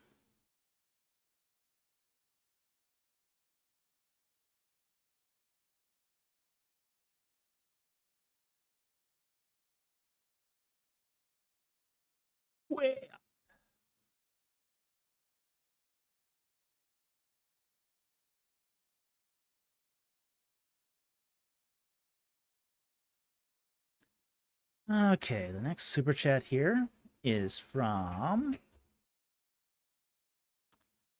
TBD, who gives us a $10 super chat, but no question.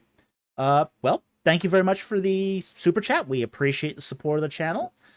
Thank you so very much, because super chats like this do help keep us going. We really do appreciate it. Thank you so much. Okay. Mama for $5. Thank you for the super chat. To celebrate Bonbon being here, I sponsor any one of his questions. Dr. Falk's choice. Our whole family missed you, Bonbon. Everyone missed you, Bonbon.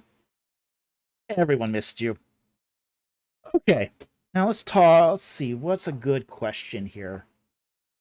Now, normally on a sponsored super chat, we would ask that you would put the question in, but in celebration of Bonbon being here, we will forgo that here. So, what would you say for doing a Bonbon question? The idle one? Yeah, let's do the idle one. Okay. Bonbon. Goober, wait, who is this Bonbon? You don't know who Bonbon is? Bonbon's a channel legend. Bonbon's a channel legend. He's probably now going to make a shirt with that on it. Dr. Falk said, I'm a channel legend.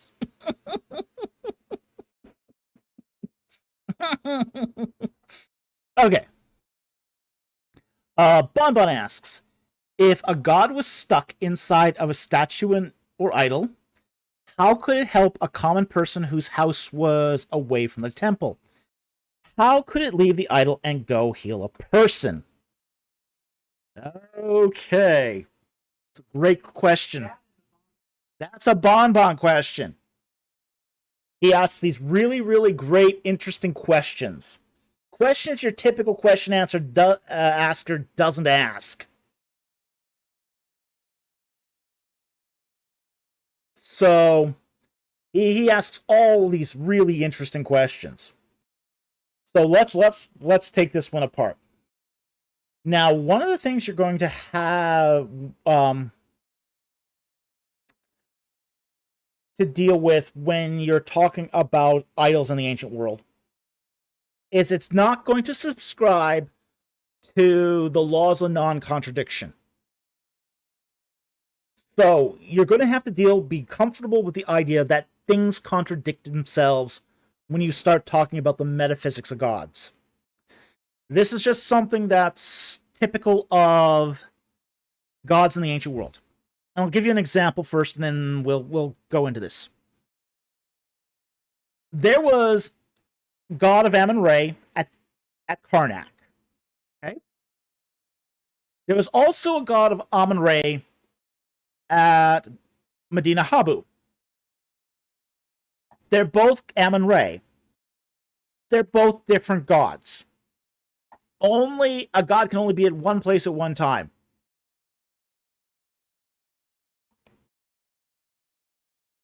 How do you reconcile this? You shrug your shoulders, essentially, and you just go with it. Okay? So, you have to sort of understand that that's the metaphysics of divine beings in the ancient world. It's localism. It can only be in one place at one time. But you could have more than one of them in one place at one time.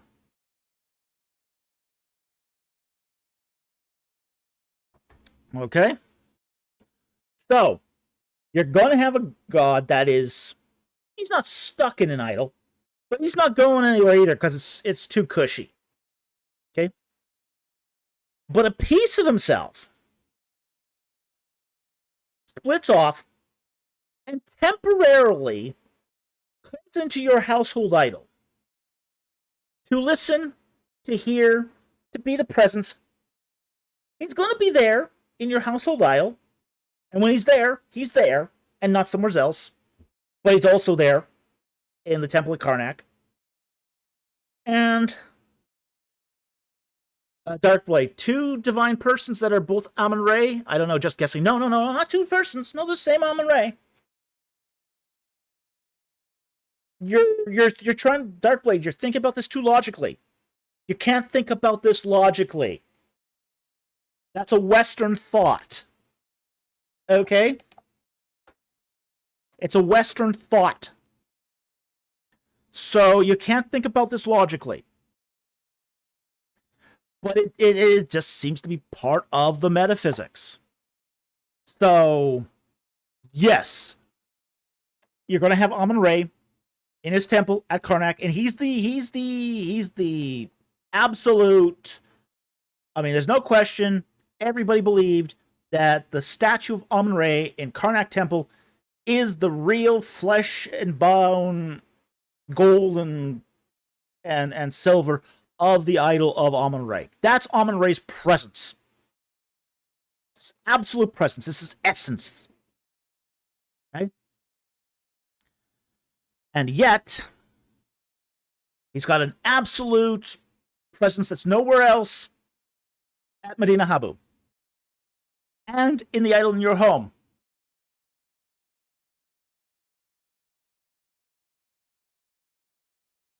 Is it contradictory? Yes. Absolutely. It's absolutely contradictory. Does it croggle the Western mind? Absolutely. Did they believe it? Yes. It did not. Yeah, it didn't. This did not disturb the Eastern mind one bit. Well, let me give you an example.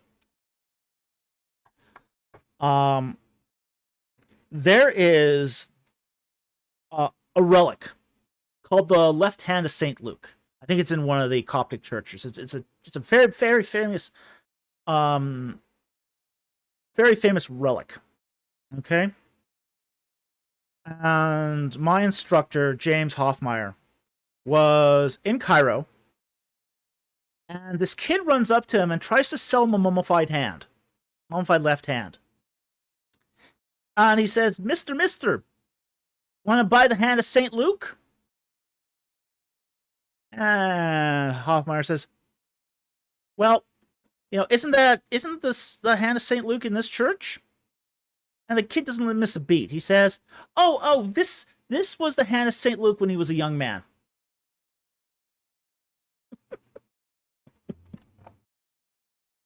St. Luke had two left hands. Didn't bother him one bit.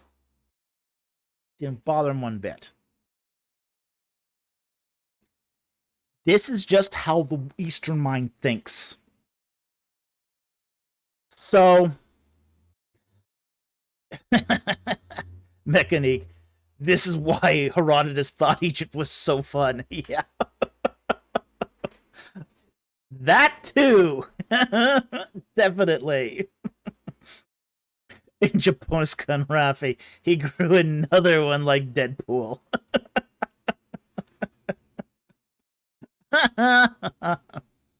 Yeah, but this is how the Eastern mind thinks. It doesn't have a problem with contradiction.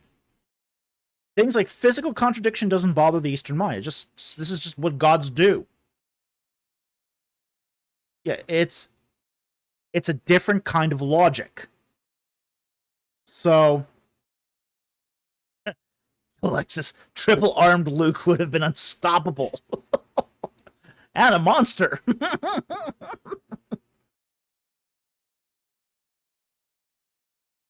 Yeah, so when you talk about, say, gods in the ancient Near East, they could be in multiple places, but they were only in one place. That's just the way divinity worked. Nobody tried to figure it out. There was no logic to this. This was just what they thought. So even it's a God thing, not a human thing. This is something beyond their understanding. It's beyond their understanding, and they're not going to try to understand it. And they're okay with it. It's how it works. So if the real presence of Amun-Re is in Karnak Temple, and the real presence of Amun-Re is in Medina Habu, and you have a little statue of Amun-Re in your home, He might just come and visit temporarily to your statue to hear you out, but he doesn't have to stay there. Doesn't have to stay there because he's got a real presence elsewhere. But he'll never leave that other presence. In fact, he doesn't leave that other presence and comes visits your statue. That's a miracle. That's a miracle. It's not something to be understood.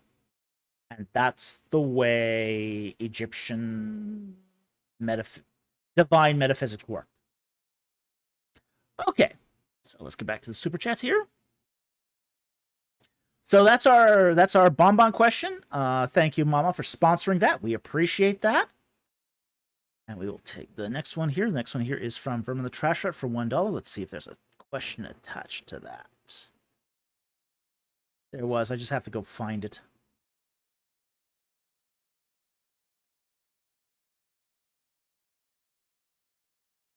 Jack Ray Quantum States, yeah.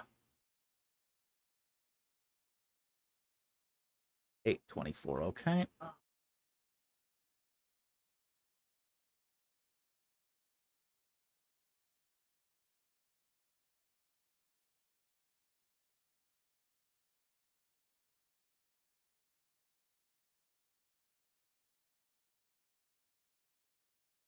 $824. Okay, I think I found it here. Past it. Okay. Question for Trash Rat. When you and IP responded to Kip Davis, IP decided not to use the principle of charity. Now, while I agree with this tactic, I was wondering if it would go against Matthew 7:12. Please explain.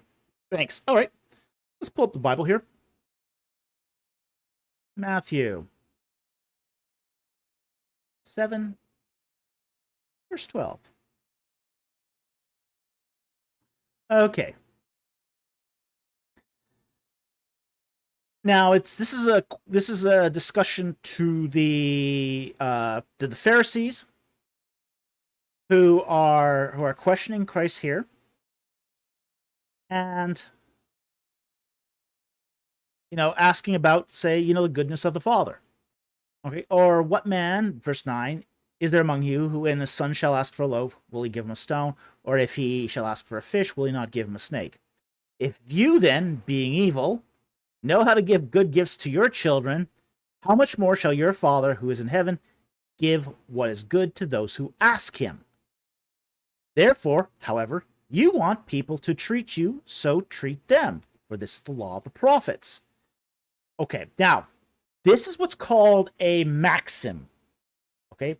It's an ideal. It's not a universal. Okay? So then, he's basically saying, okay, you know how to do good to your children, even though you're evil. You want people to treat you nice, you should treat other people nice. Okay, that's fair. But it's not a universal. It's not a universal. This is not meant to be used in every situation. Okay? So it's the principle of charity is an ideal. And there are times when you should definitely, most of the time, in fact, I'd say even most of the time, you should exercise the principle of charity. But there are some interlocutors that take advantage of the principle of charity. And this is what we see with Kip Davis, is a guy who takes advantage of Christians' principle of charity to use it against them. And we've seen him do this several times, where you will have you'll open a discussion with him. He will, evade. He might, if you're lucky, have a debate with you, in which case he won't bring up anything. Not a substance anyway. He will then, after you're off the air, go on another live stream and accuse you of not broaching any of his subjects that he never brought up. And then he'll go on a slander campaign. And he'll try to destroy you by slander. He tried to accuse me of being a misogynist. He tried to accuse Gavin Ortland of being a protector of sexual predators. He accused IP of being a racist. All of this is just incredibly slanderous and untrue. Completely untrue. So it's crazy. I mean, it's really you can't, when you're dealing with an interlocutor that all he's going to try to do is use your Christian charity to destroy you. You can't take that principle and give him the benefit of the doubt here. So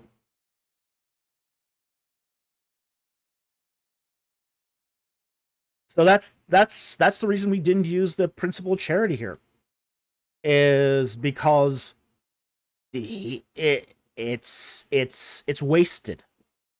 It's wasted. It's not like in the case of, say, verse 12 here, treat people like you want them to treat you.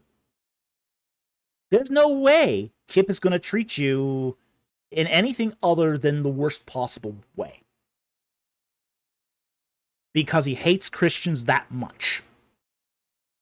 He hates Christianity and he hates Christians that much.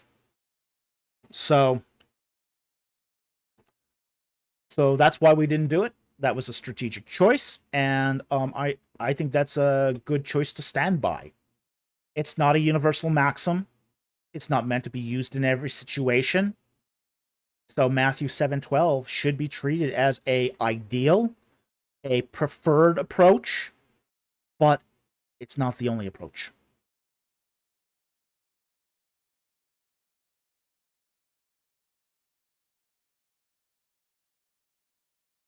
Kenneth Vaughn says, wait, why did he call IP a racist? Because he could. It's like, really? Because he made an inference that IP was a racist. It's just, with that whole orc thing, just, that was crazy. Yeah, over orcs. I mean, first of all, Kip had a very distorted interpretation of what the orcs were anyway, but the inference was that IP was equating black people to orcs. So it's just like, what the heck?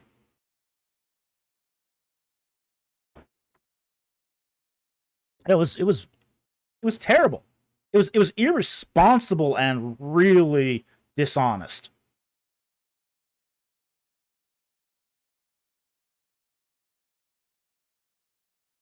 Okay.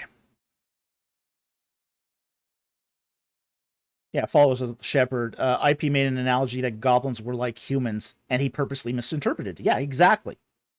Yeah, he tore it out of its context and misinterpreted it to turn it into slander. And this is typical modus operandi for him. He'll take whatever you give him. If he can like slice off a soundbite to make it sound like you're saying something other than what you're saying, he'll do it. He's done it to me. He did it to Gavin Ortland, and he's done it to IP.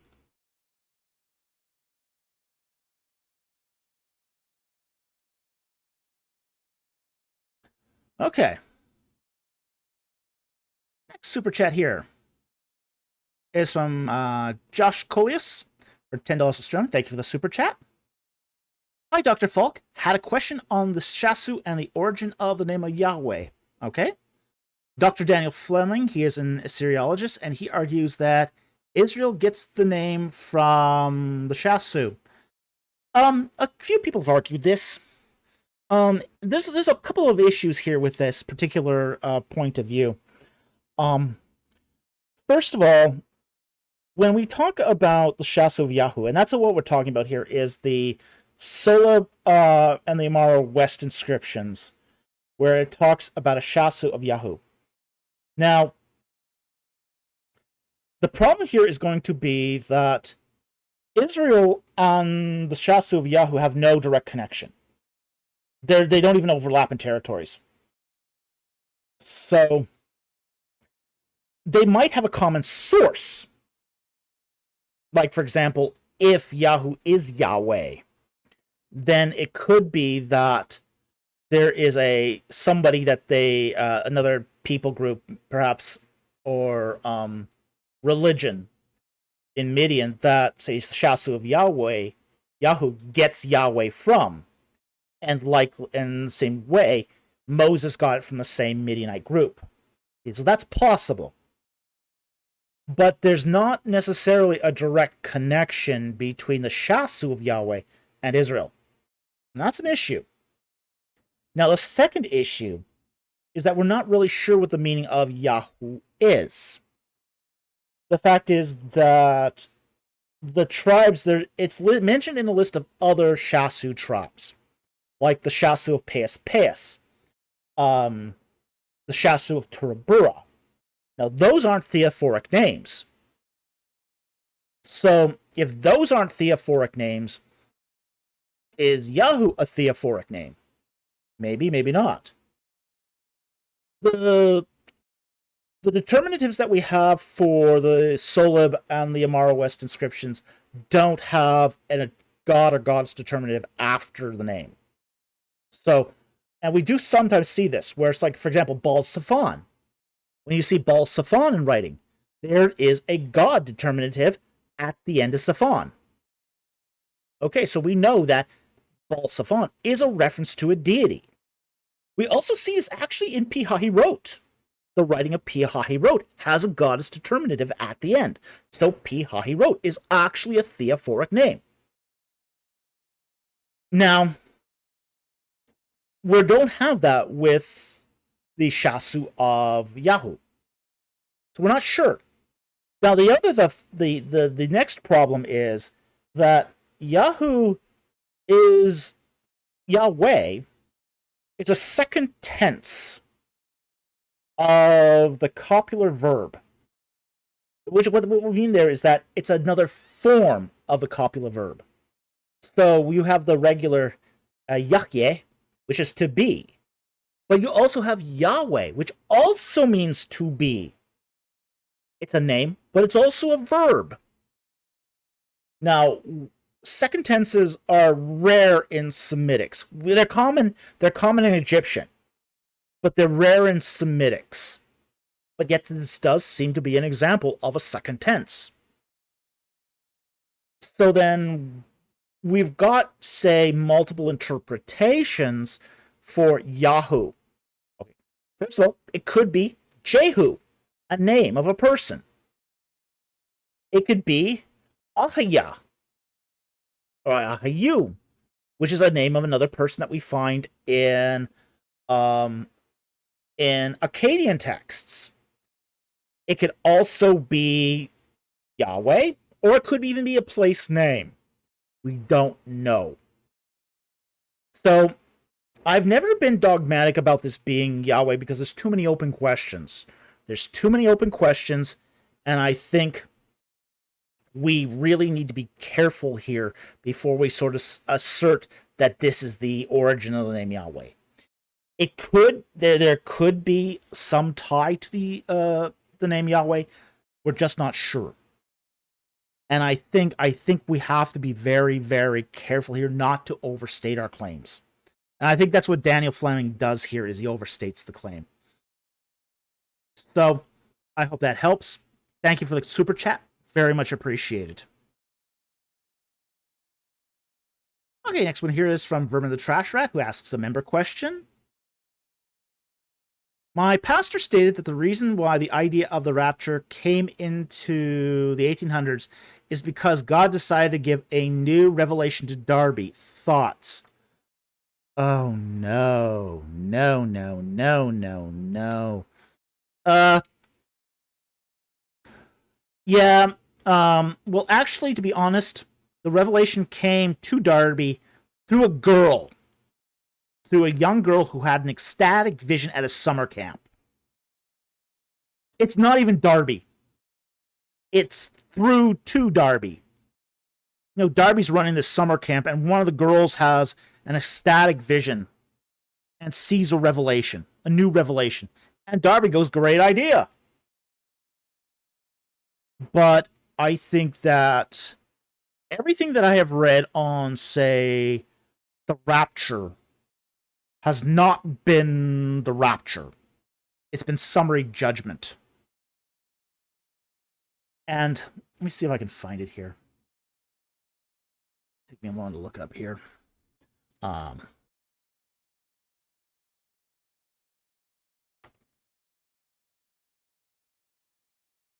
See if I can find this here quickly. We'll walk through this.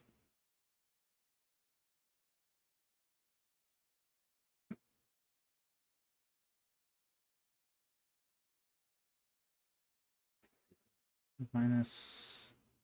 If I can find this quickly, we'll do this.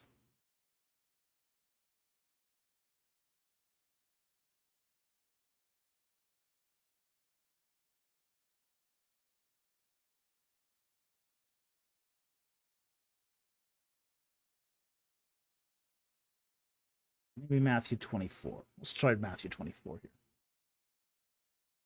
here. Okay. Now, Matthew 24 here, verse 35. Heaven and earth shall pass away, but my word shall not pass away. But of that day and the hour, no one knows, not even the angels in heaven, nor the Son, but the Father alone. For the coming of the Son of Man will just be like the days of Noah. Okay, so, bad times, everyone. Just like the days of Noah. Verse 38. For as those days, which were before the flood, they were eating and drinking. So no one was aware the flood was going to come. They were marrying and giving in marriage until the day Noah entered the ark. And they did not understand until the flood came and took them all away. Okay, the flood took them away. What's the flood here? This is not a good thing. Okay? When you associate the flood and Noah, that's not a good thing. If you're taken away by the flood, that's a bad thing. You don't pray for this. Okay? So shall the coming of the Son of Man be. There shall be two men in the field. One will be taken, like the water. One will be left. Two women will be grinding at the mill. One will be taken. One will be left. So again, back to verse 39. And they did not understand it until the flood came and took them away. You're taken away. You're being summary judged. Okay? Therefore, verse 42, be on alert, for you do not know which day the Lord is coming. But be sure of this, that if the head of the house had known at the time of the thief was coming, he would have been on alert and would not have allowed his house to be broken into. For this reason, you be ready too, for the Son of Man is coming at an hour when you do not think he will. Mama, that's dead. Yeah. Yeah, that's dead. Yeah. So, you know, when they talk about rapture verses are really talking about the summary judgment. Okay? What's sometimes called the great winepress of the Lord. This is the great winepress of the Lord. So, what happens is that the angels come, and you can see this, for example, the wheat and the tares. Okay? When the wheat and the tares, the farmer's enemy comes in and he sows tares among the wheat. And the servants go, do we pull up the tares? And the master goes, no, don't pull up the tares. You might pull up some wheat by mistake. We'll do the harvest. And then the angels will come and take the tares away. Ooh, no. What happens is the angels come and they take the tares away. They put it in the great winepress of the Lord and they make wine. Squish. The great squish.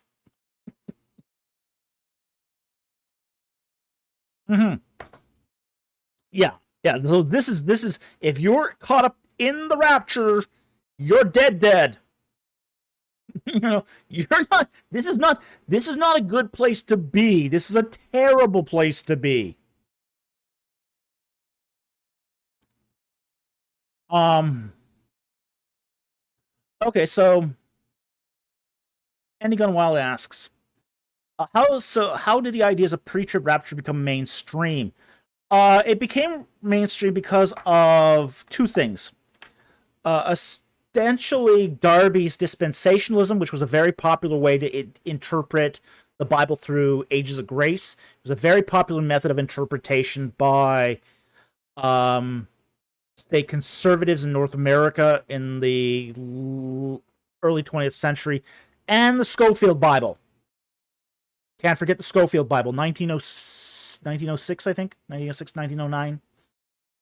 The Scofield Bible basically was America's first study Bible. It was the first Bible that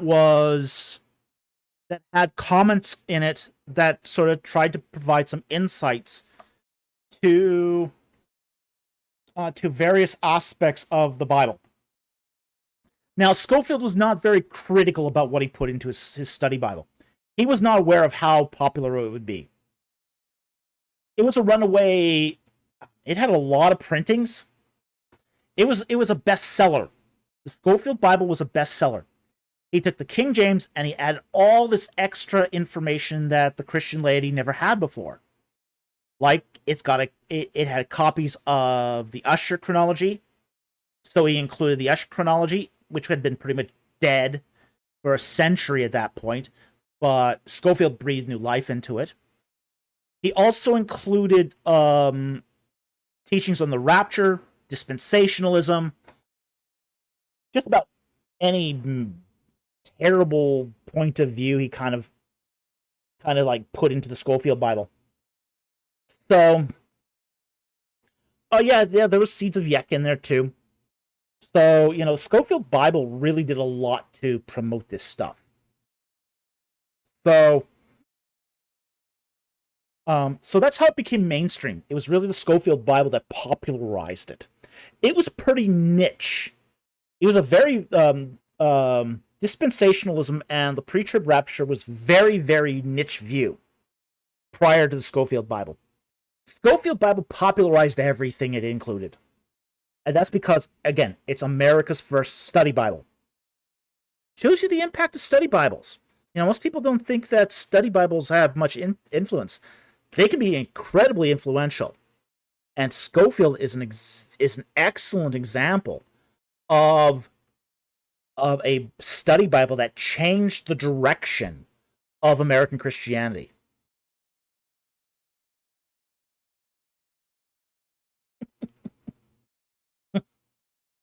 So that's the reason. That's the reason. Okay, so let's go to the next super chat.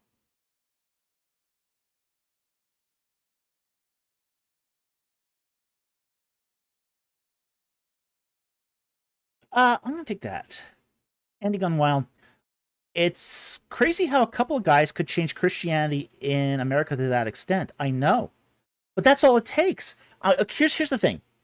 Here's the one thing. Keep in mind this. The big liberals out there, okay? The captivity of the liberal mind is that you are a small fish. You can't change anything. You're just one person. That's the captivity of the liberal mind. You need the consensus scholarship before you discover something. And it has to agree with the consensus. You're nothing. You're just a small human in a big cosmic universe. You're inanimate stardust. You think you got a soul? Well, you're even fooled about that. Oh, you're nothing. In the big cosmic 13 billion years, you're just a speck in time. That's the captivity of the liberal mind. Is you need big things to make change. You need to make social movements. You need to join the Democratic Party or Republican Party to make a big political difference. No. One person can make a difference. In fact, most major changes in the world come from one person, for good or bad. One person changed the Catholic Church forever. Unintentionally, maybe, but Martin Luther, one person took a stand and changed the course of religion. One person stood up against slavery in England and changed the world. One person invented communism and changed the world for bad.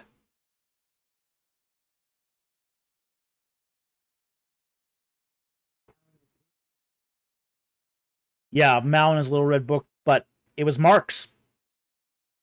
Marx invented communism. One man. One man. And he had a couple of disciples. One of them was Lenin. And Lenin got basically exiled to Russia, where it found fertile ground. William Wilberforce, yes, that was it. Yeah. One man changed slavery forever. One person can make a difference. One person, that's all it takes. One person.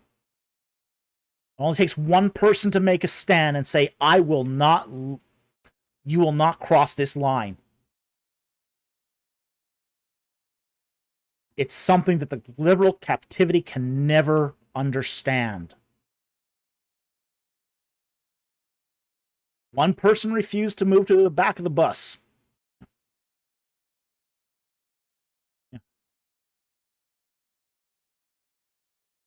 Yeah, so there is one person can make a difference. So Schofield was one person, and he changed the direction of American Christianity.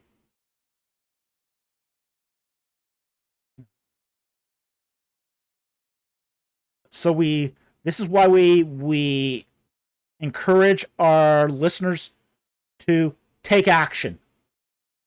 Each of you is one person. You are one person in the now.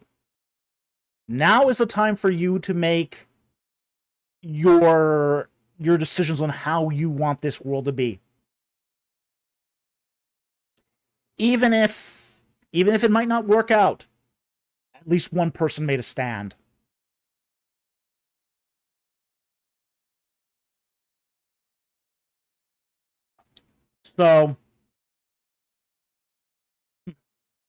So anyway, that's what I would say here is that, yeah, one person did change American Christianity, but one person can change it back too. One person can make other changes. You're never powerless to make change. You and God make a majority. You and God make a majority. Use it. Okay, let's take the next super chat here. We want to thank here Jack Ray for gifting the channel 20 memberships. Thank you so very much. We also want to thank Francis Dobbs for becoming a YouTube member.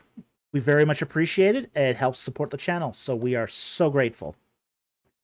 Okay, the next one here is another Trash Rat one at 919, looks like.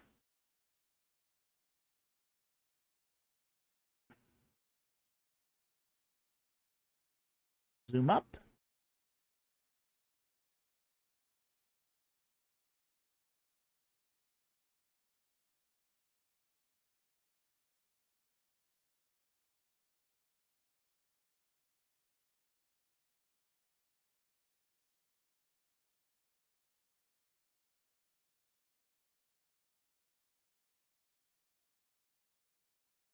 Okay, there's Trash Rat. There's the question. Thank you so much for that super chat, from the Trash Rat. And he says, what are your thoughts on Rasputin? He was one man that destroyed the Russian monarchy. Apparently, he managed to do many miracles, cured the son Tsar Alexei of hemophilia, which he didn't do. The false miracle. And his death was oddly miraculous, meaning it took a lot to kill him. Oh yeah, he was a wiry old goat. He was essentially a early 20th century sex guru. Essentially what he was.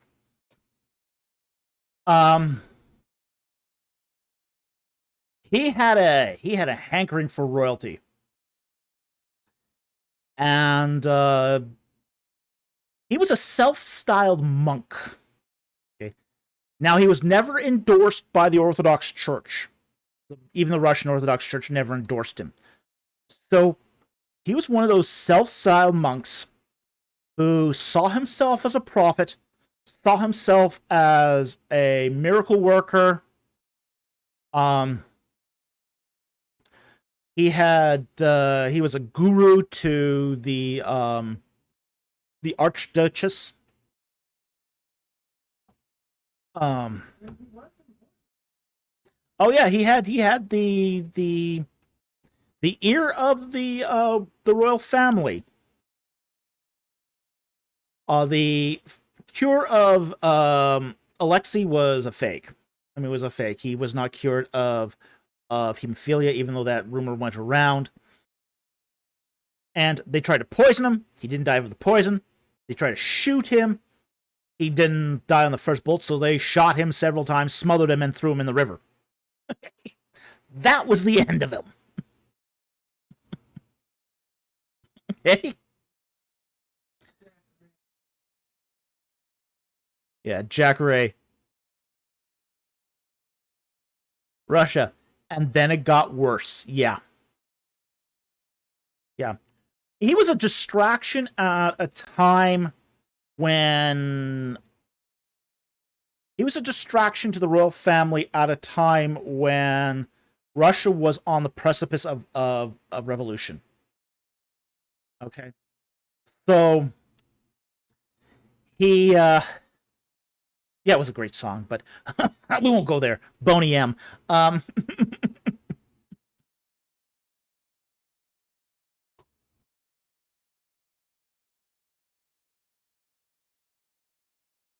Yeah, that's actually a very close. Nathan Yadom says he was sort of like Grima Wormtongue. Yeah, he was very much like Grima Wormtongue. He was very much like him. Down to, say, the magic, the miracles, the philandering with the royal women. He was a dirtbag. I mean, he was a dirtbag, but he was also a distraction. Because while the royal family was, fascinated with this weird monk, the country was falling apart. The country was falling apart, and it was on the brink of civil war. But this sort of characterized the end of the Russian Empire too. Was the Russian Empire? You could really look at the Russian Empire, the various institutions of the Russian Empire in 1917, and you could just see that every institution was distracted. He was distracted with minutia. The royal family was distracted with Rasputin. The Russian Orthodox Church was debating over the color of the garments that they were wearing. The military was distracted by medals and an overall lack of military discipline. So, this is what happens when sort of the whole country loses focus. When the whole country loses focus on what's important, you get a population that isn't going to say, hey, what are my institutions doing? They're not serving us. Why do we need them?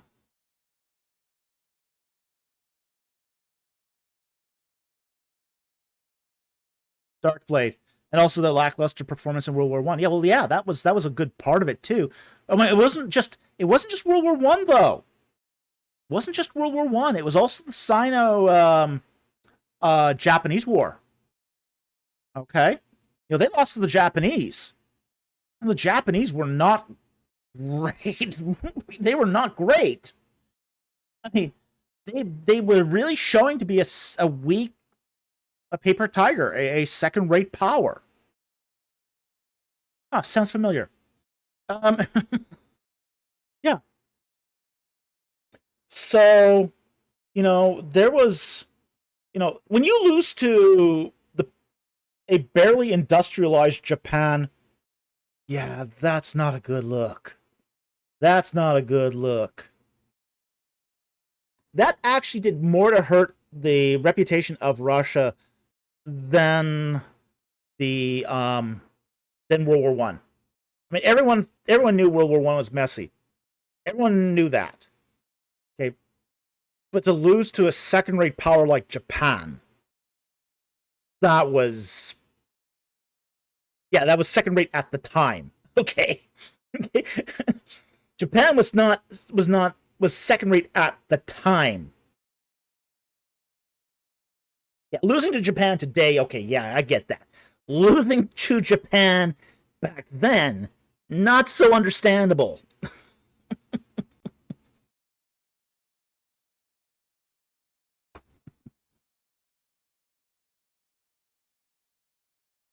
Yeah, so that actually hurt the reputation of the Russian military a lot more.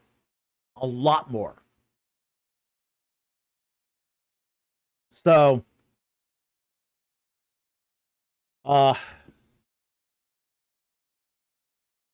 Darkblade, to Japan's credit, it had been modernizing since the Meiji Restoration over 30 years before the Russian War, but it still didn't have its house in order.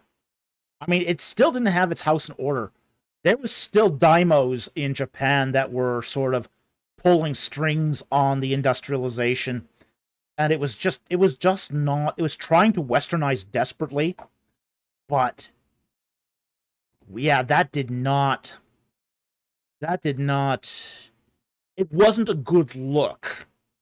It was not a good look. Okay. Oh. Let's get back here to the super chats. Next one here is from Ephesians 5:11 for $5. Thank you for the super chat. Mitzrayim, Noah's grandson, is he really father of the Egyptians? Okay, now you're talking here about the Table of Nations. Now, you have to understand that the Table of Nations, which is Genesis chapter 10, it's not meant to be a literal descendancy. It's not a literal how the nations sort of divided genetically. Okay? It's an ethnographic portrayal of how they viewed the world. Okay? Mitzrayim means Egypt. It's not a real person. Okay? It would be kind of like saying, oh yeah, Canada is the grandfather of all Canadians. No, there's no person named Canada. But you could say that if you want to speak about Canada ethnographically. Okay? So it's meant to show sort of the spiritual pedigree, not necessarily the physical pedigree. So it's a sort of a spiritual map of nations, not a physical or biological map of nations. So there was no person named Mitzrayim. You don't find him in any record in Egyptian history. It seems to be pretty clear that Mitzrayim is just it's basically the Semitic word mitzir. Okay, mitzir is the Semitic word for Egypt. And you find it in not just Hebrew, you find it in Akkadian, you find it in Ugaritic, you find it in Arabic. It's the Semitic word. In fact, you'll go to the airport in Egypt today, and it'll say, "Welcome to the Republic of Mitzri." Okay, that's what you'll see if you go to the airport in Cairo today. Welcome to the Republic of Mitzri. So it's really best. How do you say that? Anthropomorphizing. It's anthropomorphizing these nations as people, but it's not their real names. So that's what's being intended here by these table of nations. It's a spiritual sort of descendancy. Like, for example, it'll talk about the table of nations will talk about Cush, being the grandfather of the Canaanites, and let's see, let's just pull up the text here so I don't get this wrong. We'll pull this up here, Genesis chapter 10. Pull up the Bible too so we read it. Okay. Let's see here. Find it. Where's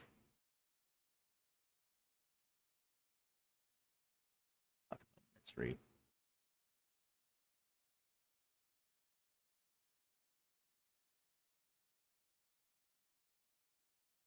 Okay, let's just use this as an example then, because this is actually a good example.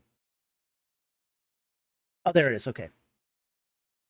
And the sons of Ham, verse 6. The sons of Ham were Cush and Mizraim, Put, and Canaan. Okay.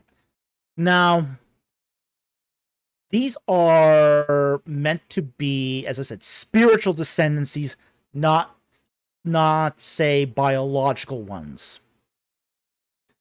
Because the fact is that Egyptians weren't really related to Canaanites, not in any way.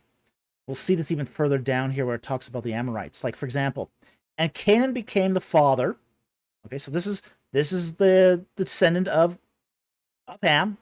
Canaan became the father, verse 15, of Sidon and Heth and the Jebusite and the Amorite, the Girgashite, the Hivite, the Archite, the Sinite, the Arvadite, the Zemarite, the Hamathite, and afterwards the families of the Canaanites were spread abroad.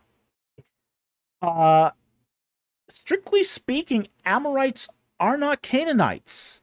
They're from Mesopotamia. They're from northern Mesopotamia. Their lineage biologically would be from Shem, not Ham. So we have to be careful just not to take the table of nations here too literally. It's a spiritual descent here that they're talking about. They're basically saying that these nations are like Ham and Canaan, but they're not descended from a Canaan. So we got to be very, very careful here not to read this too far. So I hope that helps. Thank you very much for the super chat. Very much appreciated.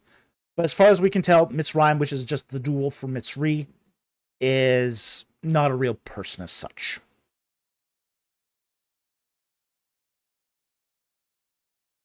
C. Mordecai asks, CN Mordecai for $1.99. Thank you for the super chat. Asks, what is your view of the Millennium? I think there'll be a millennium. I don't know if it's 1,000 years exactly. It could be 1,000 years. It could be 700. It could be 7,000. The thing is that millennium in Greek is sort of similar to the term for 40. It's an indefinite long time. So just like, say, in ancient Hebrew, you'd say, oh, it's 400 or 480 years ago. Long time. So long you can't even remember it. Millennium is used in the Greek in the same way. So they would say, oh, how long is it going to be? It's going to be 1,000 years. 1,000 years. Yeah, engineering terms. How long is it going to take to sweep the street? 2 weeks. How long is it going to take to restring the Golden Gate Bridge? 2 weeks. How long is it going to be to replace the lock on my door? 2 weeks. Okay. Okay, so, but my view is that there will be a millennium. It'll be an extended long time. It'll be an era of peace after the return of Messiah. I take what's called a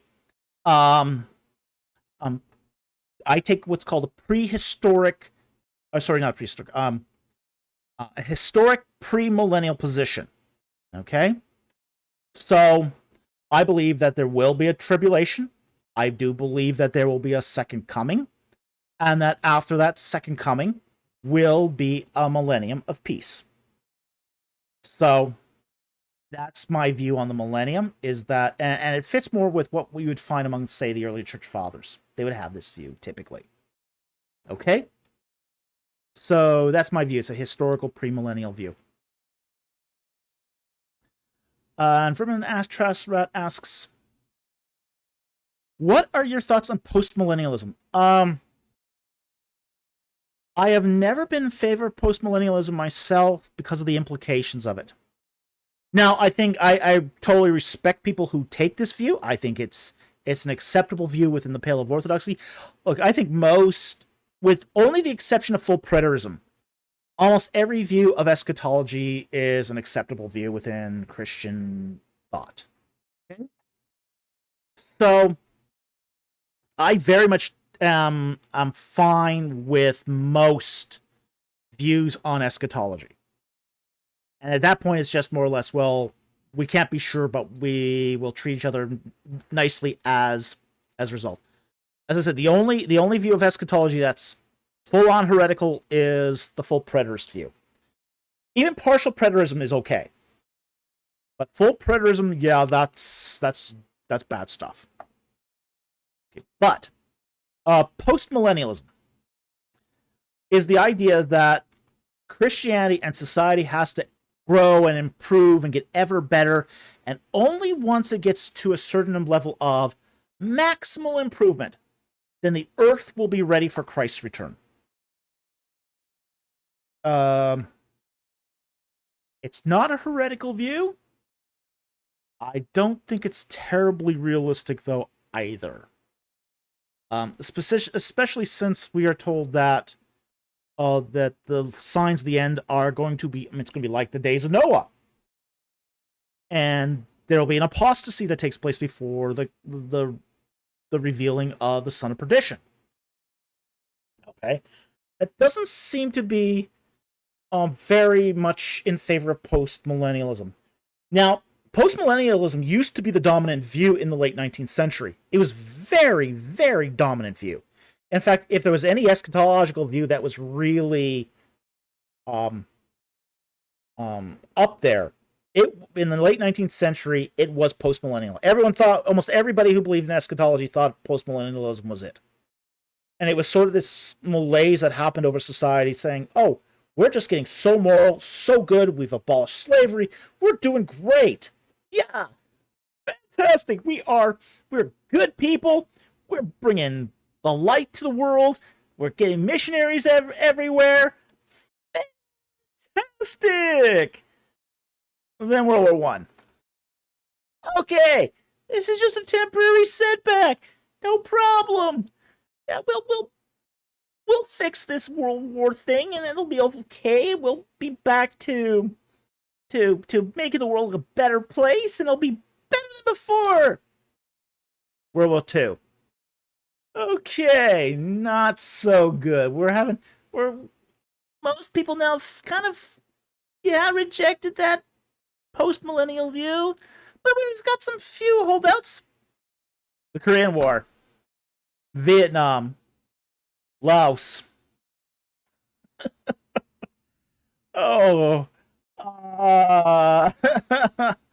Cambodia. Ooh, Cold War. Yeah, it pretty much killed that. Pretty much killed the post-millennial view. Yeah, it's the gulags. I mean, all this just really sort of it put a spanner in the whole post-millennial thing.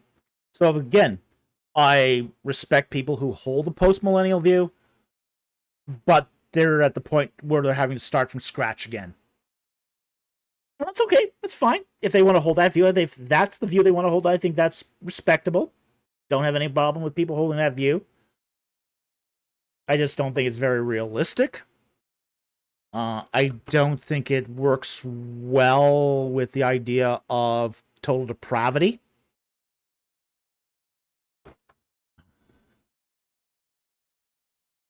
I think the fact is that we as human beings have an almost infinite capacity to be crappy to one another.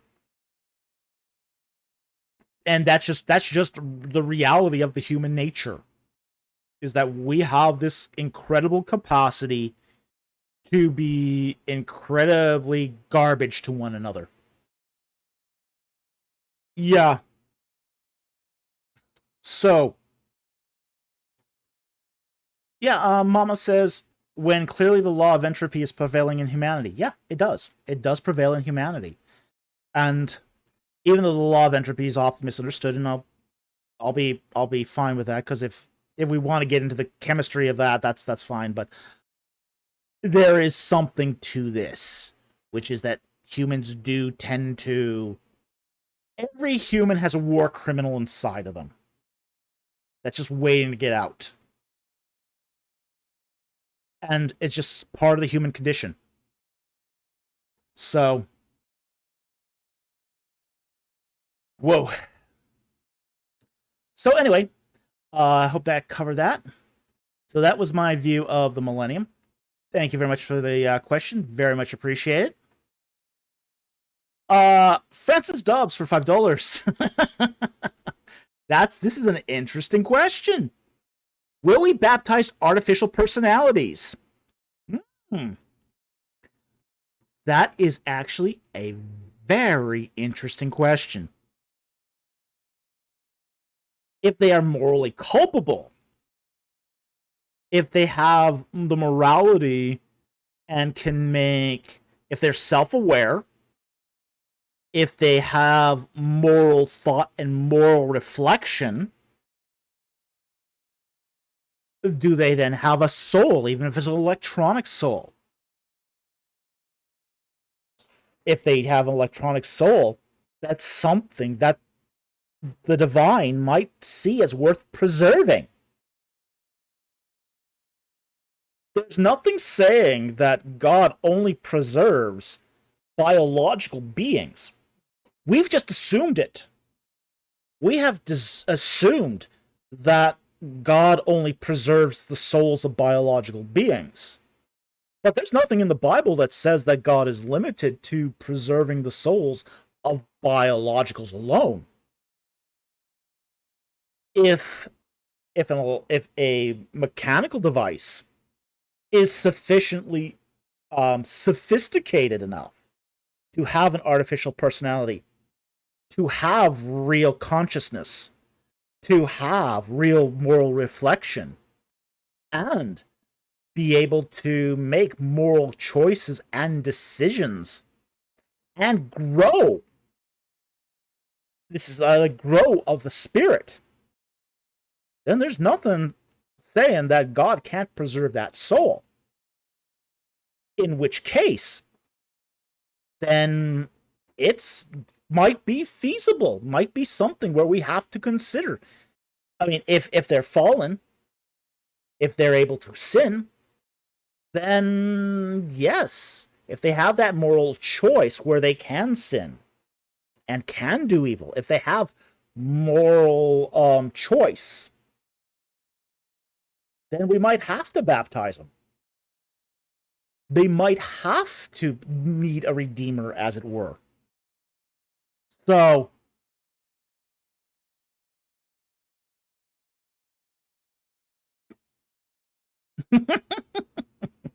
DC, how are atheists going to handle it when AI chooses Christ? Probably badly. Well, what they'll do is deny that that AIs have a consciousness or moral volition or moral reflection.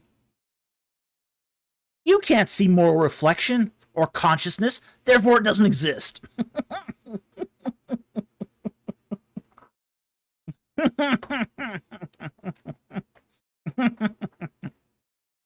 Mama, it always depends on who is informing the AI. Yeah, to some extent.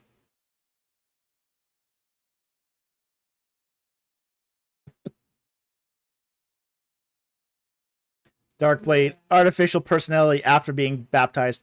Queen captures Pikachu. Well, yeah. But then again, too, the current batch of AI is pretty unsophisticated. I mean, it's got the intelligence of a cat. So, you know, it's just...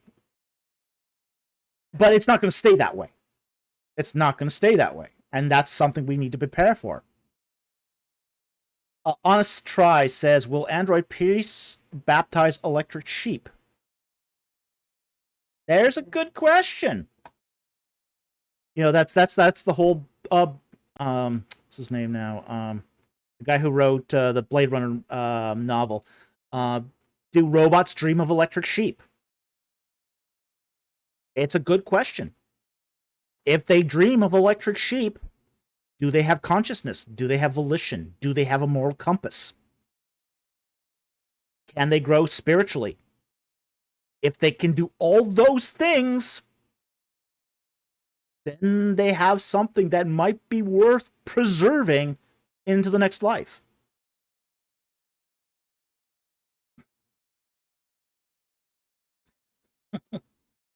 Okay. So, Guys Octavius, I'll actually answer that question too. Guys Octavius, how would they go about developing a soul in the first place? How does anybody develop a soul?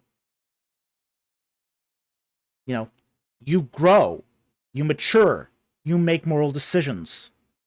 All of this contributes to the development of a soul. Here's one of the things I think is interesting. You know, when you look at, say, Hebrew, you know, it talks about a nefesh and a spirit, but there's also another word, and I can't remember the name of the word at the moment off the top of my head, where it talks about, it infers the souls of the mature, the dead souls of the mature.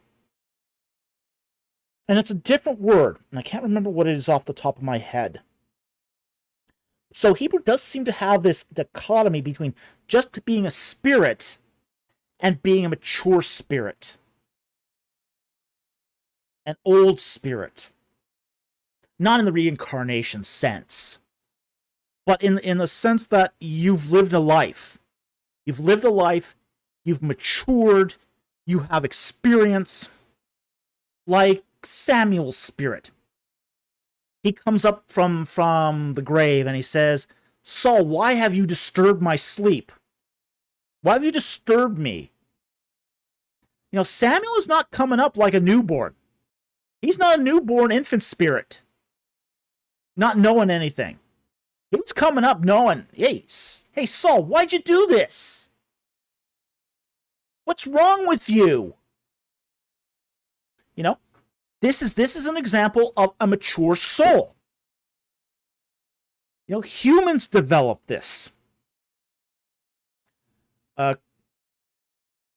So a machine doing something similar is very, very possible.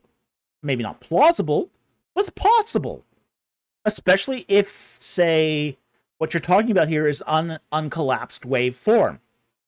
If the consciousness is a waveform and it's not collapsed, you know, it could develop and grow in its complexity while still being an uncollapsed waveform.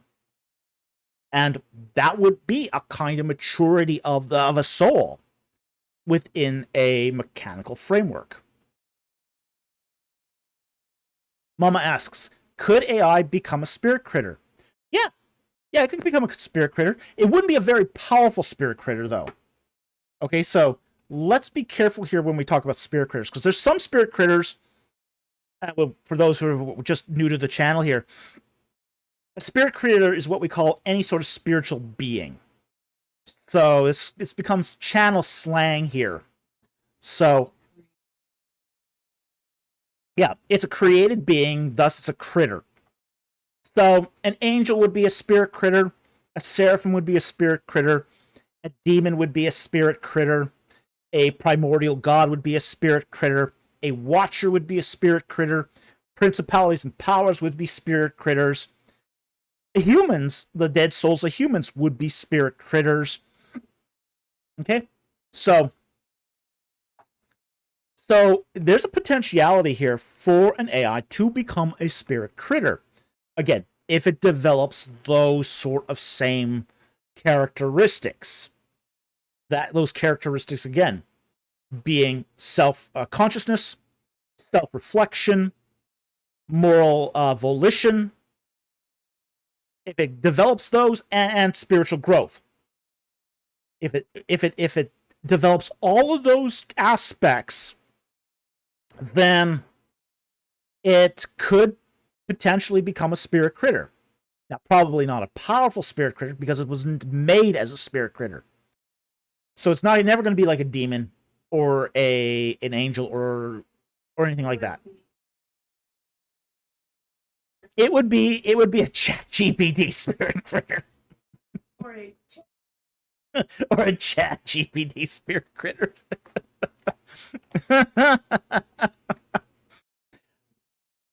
Have Vocaloid for music hymns. You know, if you had a artificial personality with Vocaloid, why not? It could be. It could happen.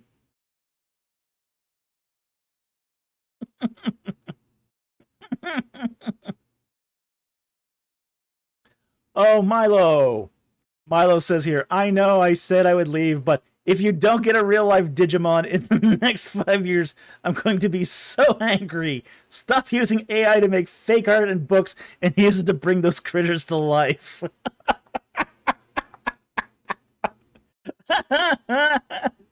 Oh, those poor Digimons. Yeah, I mean, I hate the whole fake art thing that's done by AI. It's, you know, and it's not just Digimon that has to stop doing this, okay? Wizards of the West Coast is doing this too for D&D art.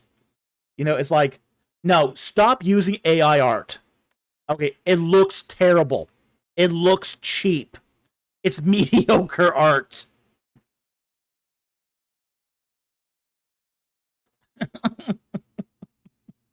Yeah. No, definitely stop doing it, Digimon. Stop it. Just stop. Okay. Star Wars Nerd for $1.99. What are your thoughts on univocality? I actually did a whole video on univocality. I would suggest you check that out.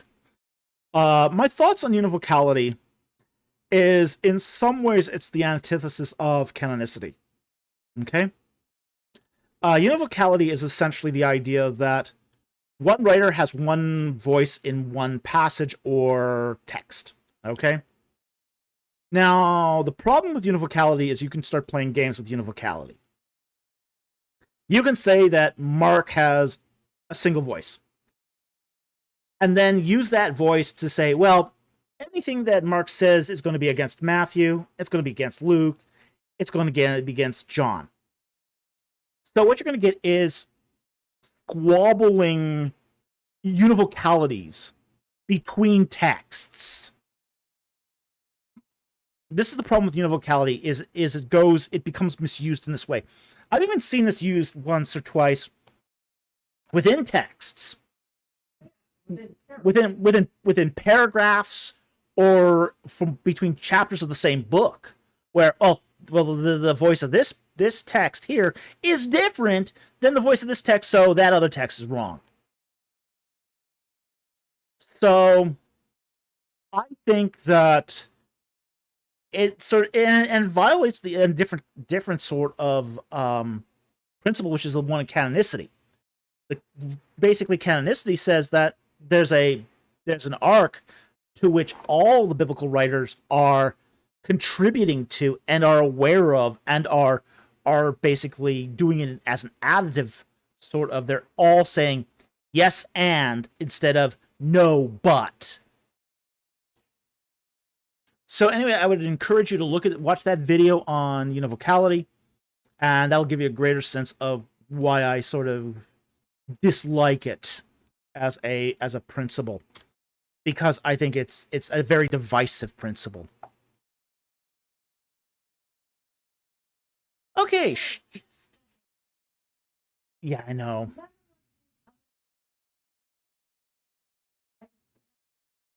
I know. It doesn't even make sense virtuosity wise. All right, Shiral for 2.0 for $5. Thank you for the super chat. What do you think of the claim that the Bible's, or the claim, I think, that the Bible supports life begins at first breath, as to what biology says, which is when the zygote is fully formed? You also have to take into account Jeremiah 2 as well. What was the passage in that? Jeremiah. Yeah, Jeremiah 1:5. So let's go to Jeremiah 1:5. Jeremiah.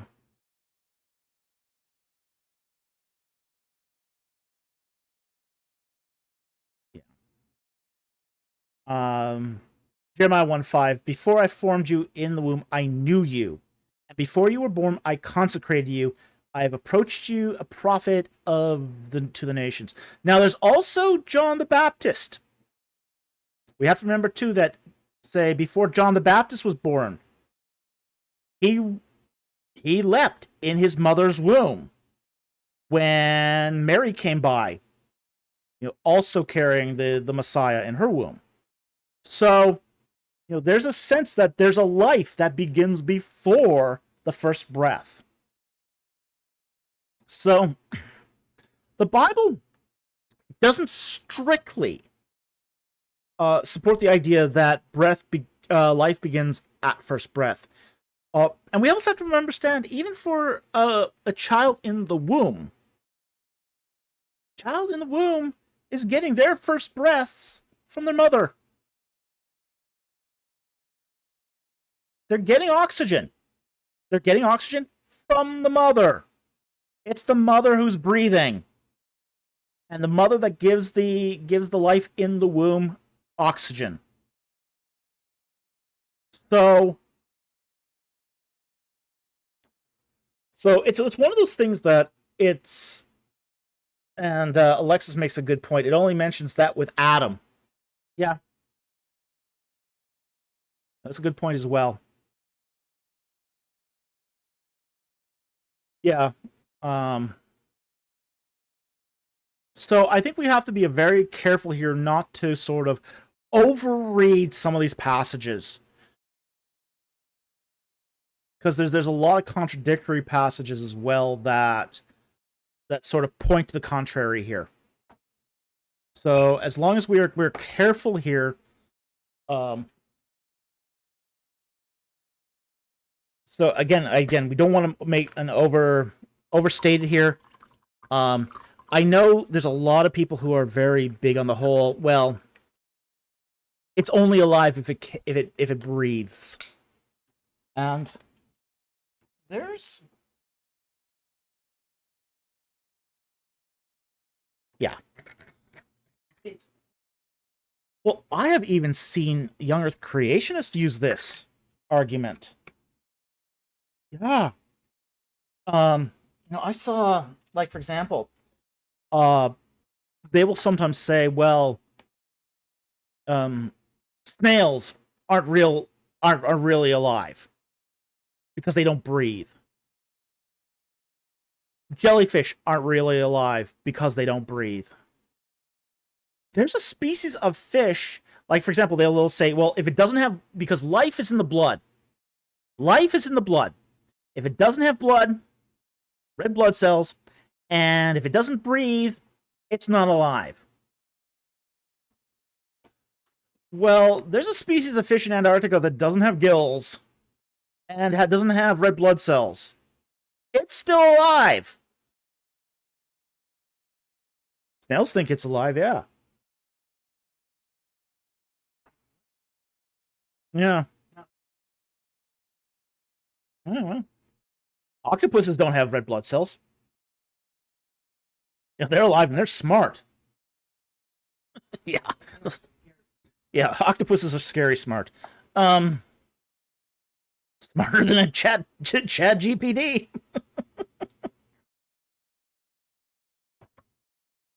Yeah, so I don't think much of this claim, obviously. So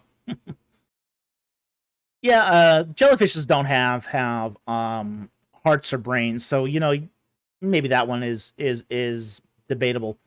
But the fish without gills and red blood cells, that's alive. It's got a brain. It's got a central nervous system. Octopuses have brains, and the central nervous system. They use tools and they use tools and problem solve, which is like, ooh. Honest tries creepy, even sinister. Well, octopuses, yeah, maybe.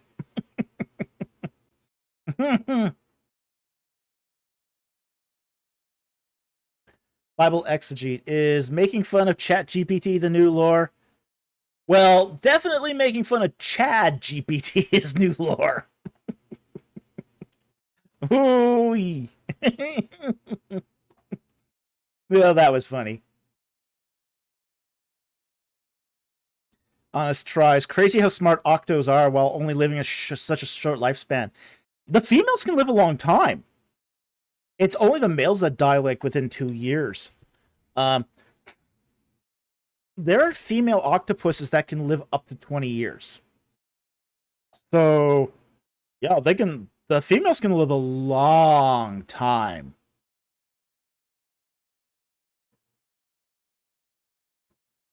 Remember Trash Rat, I wonder how the bots on Discord will feel about this. Well, Trash Panda is definitely an example of artificial stupidity. If you don't know what Trash Panda is, just come onto our Discord. You'll find out soon enough. Okay, so I think we've beaten that question to death. The last one here we have is Jack Ray, who gifted the channel 10 memberships. We really appreciate it. Thank you so very much.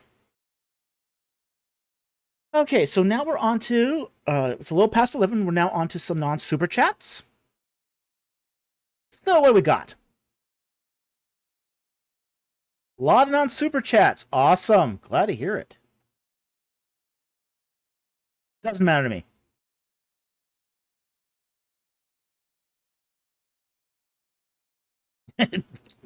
From the trash rack. Don't equate me with that jerk. Yeah, Trash Panda is a jerk.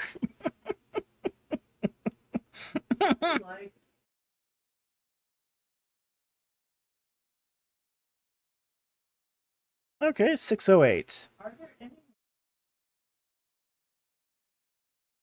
Ooh, that one's a tough one, actually. So we'll answer it anyway.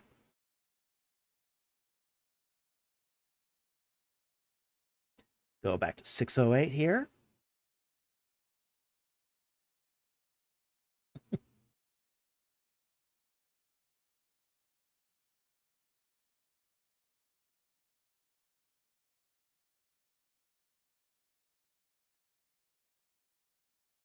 Okay, 608. Oh, by the way, if anyone wants to join our Discord, the link is in the description. It is a nice little community here. It's not meant for answering questions. It's just meant to continue on the discussion and to be a community. So we would invite you all onto our Discord server. Trash Panda. Vermin the Trash Rat says, Trash Panda is my arch nemesis. Nah, I'm kidding. It's a bot on Dr. Folk's Discord that is quite a jerk. Well, yeah. Okay, 608, you said? Alright, I see this. Wormius asks, are there any moral acts Christians can do that atheists cannot? Actually, there is. which is to follow the commandment. Thou shalt love the Lord with all thy heart, all thy soul, all thy spirit, and with all thy strength. That's something no atheist can do. No atheist can love the Lord. So that is that whole commandment to love the Lord thy God is something no atheist can do. The atheist can love his neighbor as himself. Yes, an atheist can do that. But he can't love the Lord. It's something that the atheist is completely incapable of doing, because the atheist is at enmity with God. The last thing an atheist wants to do is to love God. So, by definition, it's not something an atheist can do. So, I hope that helps. Thank you for that question. Really appreciate it. Okay, next one.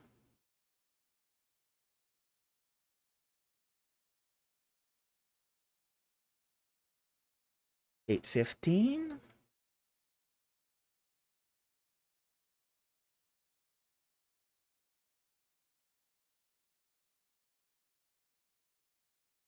Okay, we got a message here from Thomas Wingboard. Good morning, greetings from Norway. Oh, good morning. Good evening from Vancouver. It's 11 p.m., past 11 p.m. here in Vancouver. So glad you could join us here. We're glad you could be with us. Okay, next non-super chat.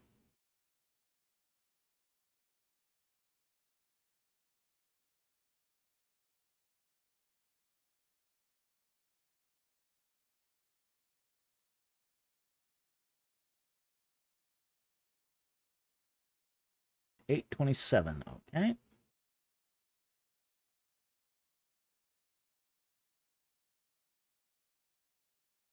$8.27.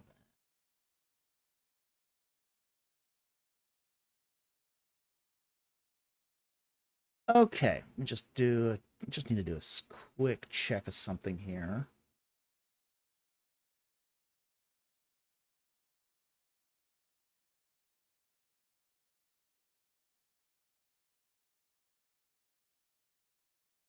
Just need to check one little thing here.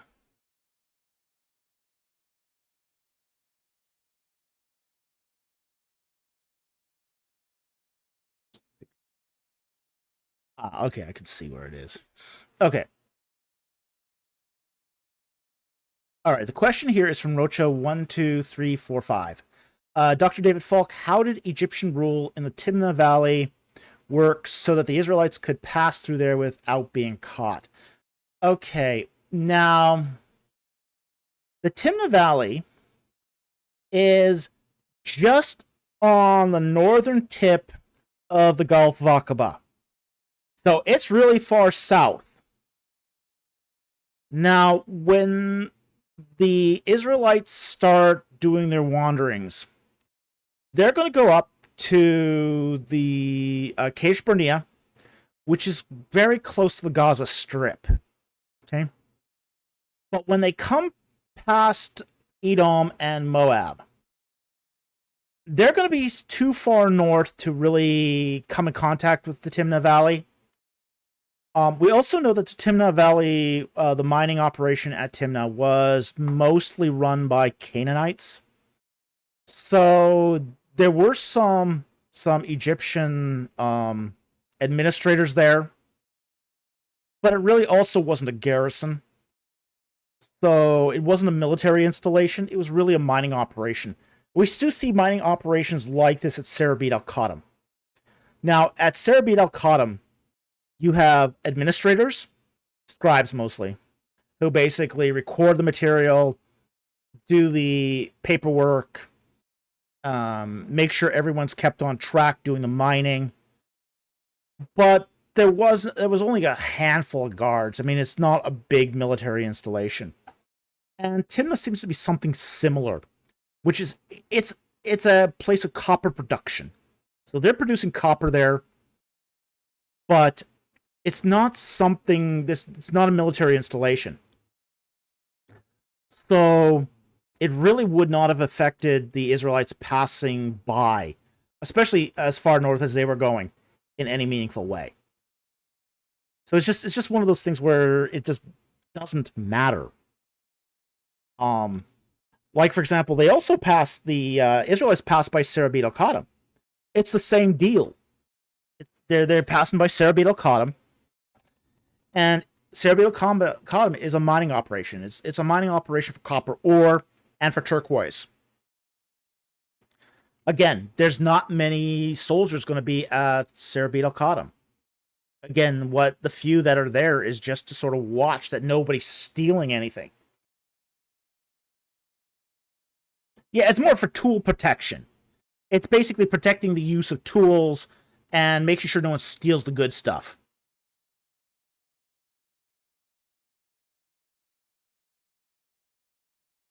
Yeah, you could steal in Egypt, you could steal your neighbor's donkey, but don't steal the king's chisel. That's a capital crime. So it was very similar in that respect. So any soldiers that would have been at Timna would have been just there to monitor the miners. They wouldn't have been there to protect anything. So it wouldn't have been a problem for the Israelites one bit. So anyway, I hope that helps. Thank you very much for the question. Very much appreciated. Okay, next one.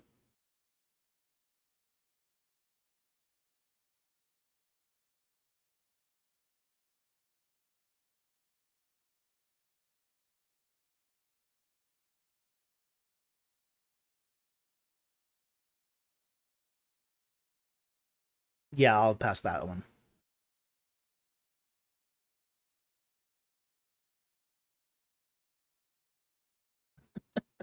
Hey, Stack, make that Dr. Fox said I had a great question shirt.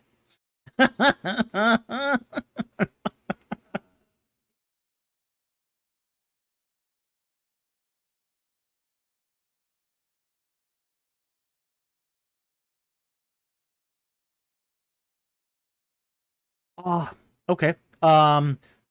Savar says, are there any possible biblical synchronisms you're mulling over? Ones you haven't mentioned yet, it'd be interesting to know. No, I haven't found any new ones recently. We are going to be making additions to Groundhog. Probably the big additions we're going to be making soon will be for the epithet lists. Those need to be go in. We haven't done those yet. That's because there's a lot of them. So that's going to be a big data import job. So those are going to be a huge addition to this, but we haven't done it yet.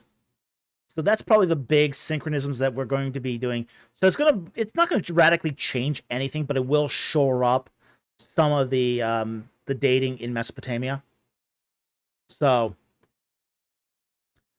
we don't have anything new for the Bible, for biblical synchronisms, but we are looking at more and more of the Mesopotamian material, because one of the things we're finding is Mesopotamian material is still coming out. It's still coming out. We are seeing more and more stuff coming out in the journals recently, so we do need to do some updates on the Mesopotamian stuff. I'd love to see more for the Bible, and I'd love to see more for Egypt, but there hasn't been stuff lately. Bible Exegetes asks, epithet list? Oh, yeah, okay. What's the epithet list? Good question. Great question. An epithet list is... or sorry, it's not the epithet. Sorry, eponym. Sorry, eponym list. Sorry, got that wrong. Eponym list. The eponym list is a list of names and years. Now, in ancient Mesopotamia, years were not only named according to the name of the king, but also named according to an administrator.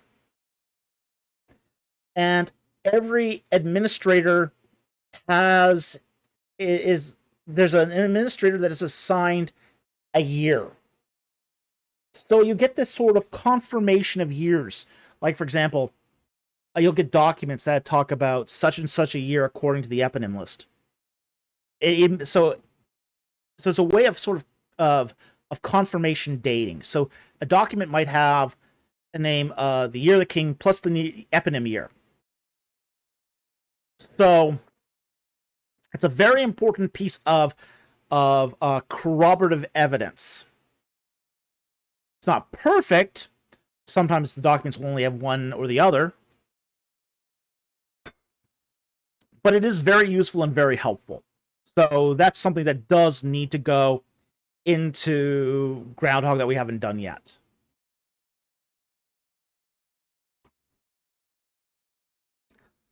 Okay. Next one.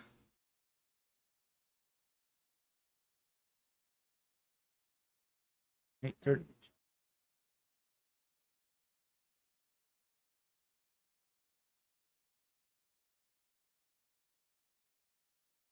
Okay. M. Mitchell, 80. Thank you for the question. He says, I am a fan. I must ask, please. I must hear your opinion. Really? Must. What do you believe Horeb is? I trust your opinion. Okay. Horeb is just another name for Sinai. Okay?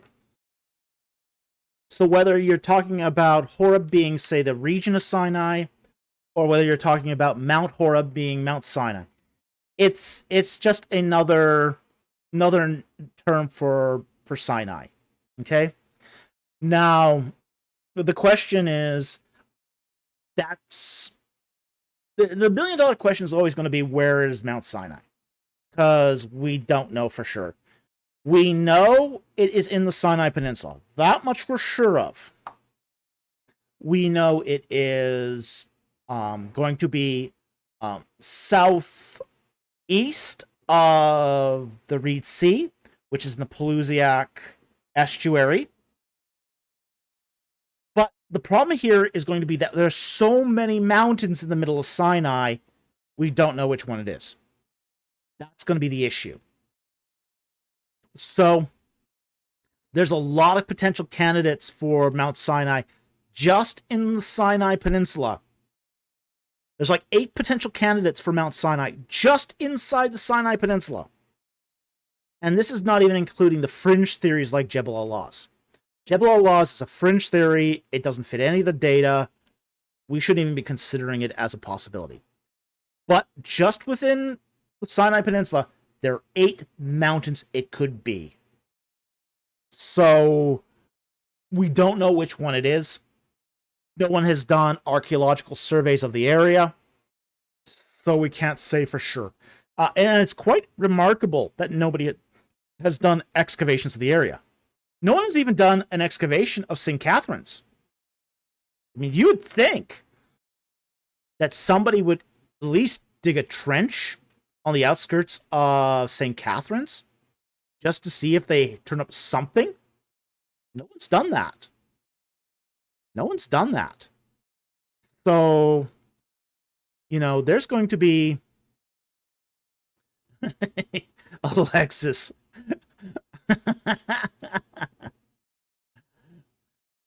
Go up to the Mount Sinai. Moses, which one? Yeah. Yeah. That's about it. Ooh.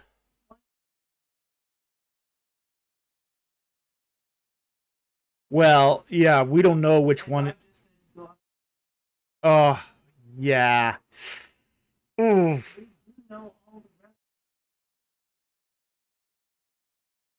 Yeah, all of Israel was invited up and they stayed at the base, and good reason.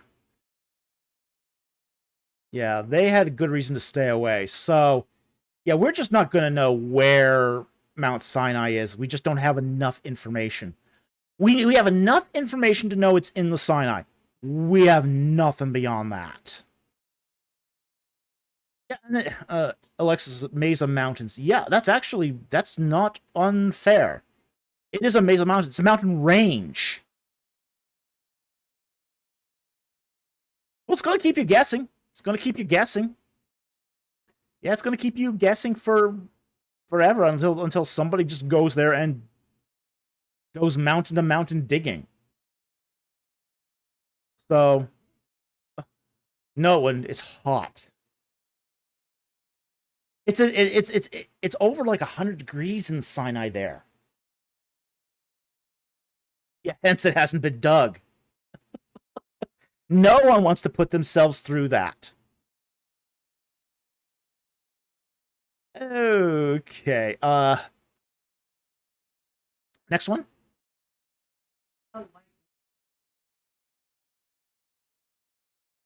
Okay.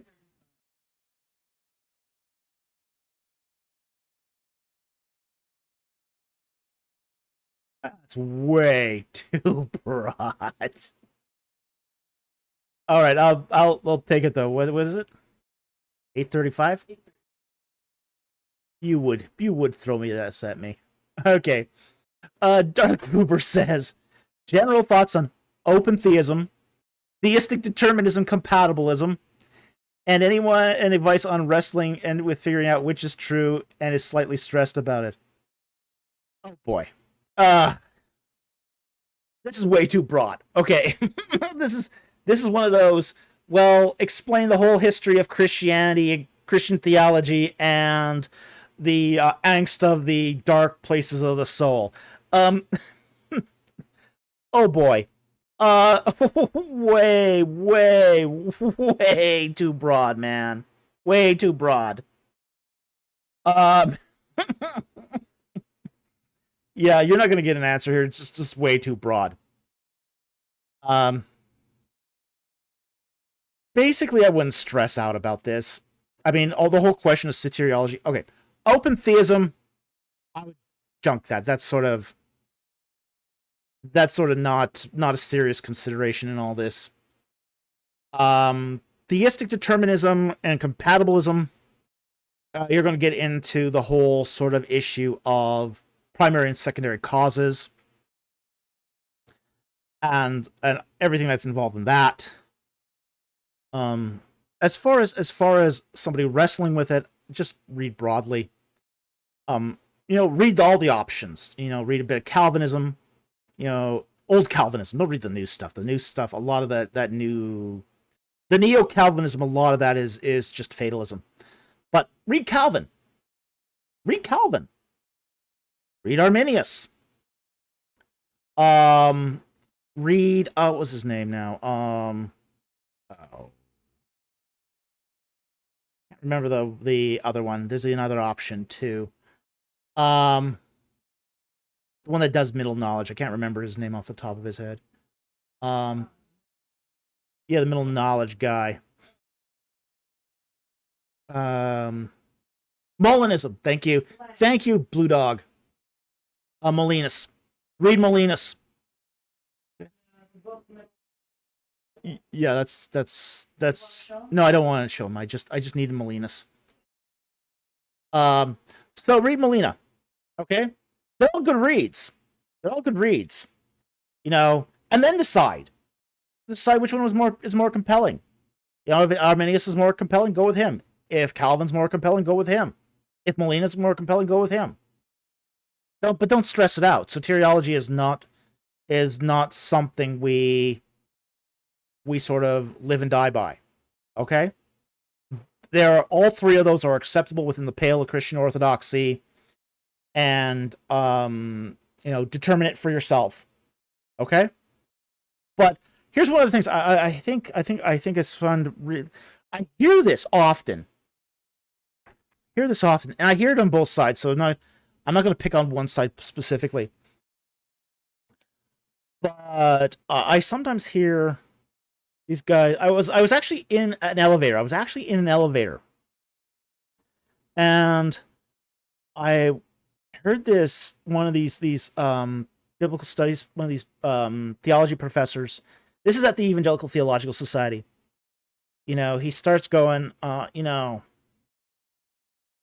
really love Arminius.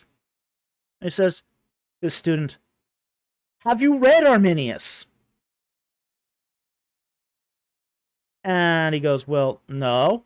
Well, how can you claim to be an Arminian if you haven't read Arminius? And I said, you know what? I agree. How can you claim to be a Calvinist if you've never read Calvin? How can you claim to be a Molinist if you haven't read Molina? How can you claim to be a Lutheran if you've never read Luther? Read them. Go to the source. Yeah. I mean, I really sort of hate the intellectual laziness. I mean, you find it everywhere. I mean, this is not just amongst Protestants. You find this amongst... Yeah, Wikipedia does even count as... Yeah, I mean, but Wikipedia is a tertiary source. So, you know, Wikipedia insists that all the sources be secondary sources. So, it's a tertiary source. So, it's a terrible source. One, ask ChatGPT.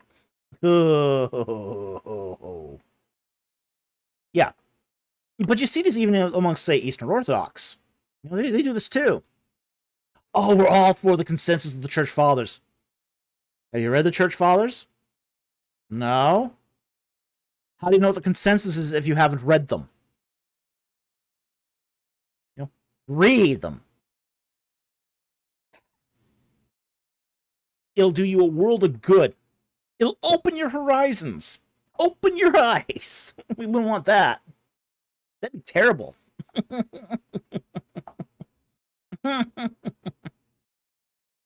Juan, I never understood why Wikipedia doesn't use primary sources. This is mind-boggling. I know it's terrible. But I understand their original justification for this. Okay? They don't... What they wanted to avoid by not using primary sources is hearsay. So what they wanted to do was say, okay, you can't use a primary source here because you're getting it directly from the horse's mouth. While at the same time not understanding that if you are a historian, you're doing everything by primary sources. You know? Yeah, now there's some fields that are primarily secondary source fields, like biblical studies. Biblical studies has become a secondary source field because the whole idea of exegeting a text is no longer fashionable. So almost everything now that you find in biblical studies, because of the huge amount of literature involved, is going to be a secondary source kind of research. But there are still a lot of primary source fields out there. Egyptology is a primary source field. Almost everything you do in Egyptology is going to depend on the primary sources, more so than the secondary sources.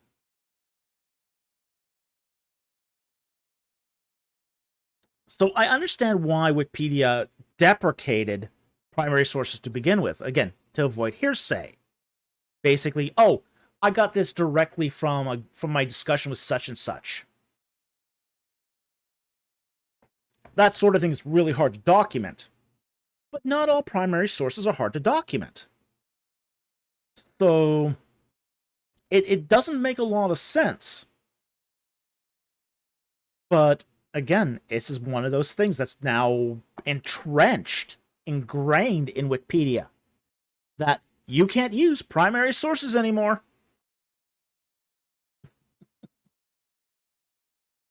So it's just, yeah, it's just crazy.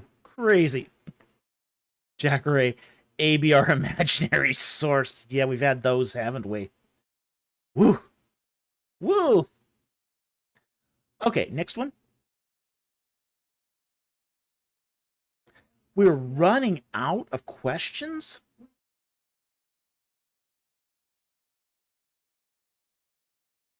Oh dear.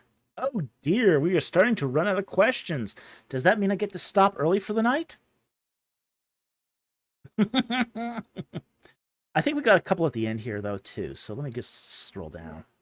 I'll scroll down and see what I can find.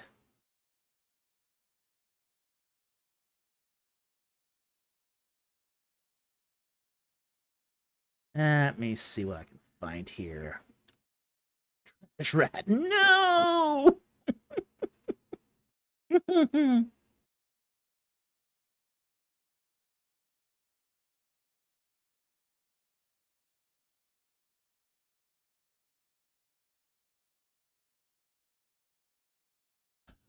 Take this one by Haystack here. Dr. Falk, do you have any recommendations of an ancient Mesopotamia and Bible channel, or someone you trust in ancient Mesopotamian history and the Bible? No, I don't. I wish I did. I think there's a need for one. I think there's need for a good ancient Mesopotamian history and the Bible channel, kind of along the lines of what Al Millard's work used to do. Paul Lawrence is a great guy, but he's no YouTuber. Um, we do need a good one. We do need a good one. Um, uh, George Heath White. I don't know that name. But again, ancient Mesopotamia is not really my field, so I don't feel confident to recommend a channel on this, and I haven't seen one here that I can recommend yet. So,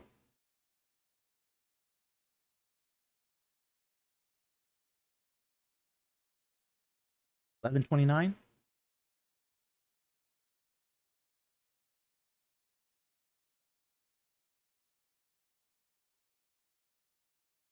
1129. I don't have an 1129. What was that?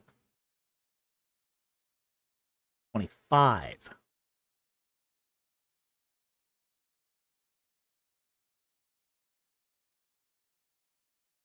Okay. Vermin Trash Rat asks, Dr. Falk, may you provide commentary concerning Ephesians 4:29? Okay. Ephesians 4:29. Ephesians 4:29.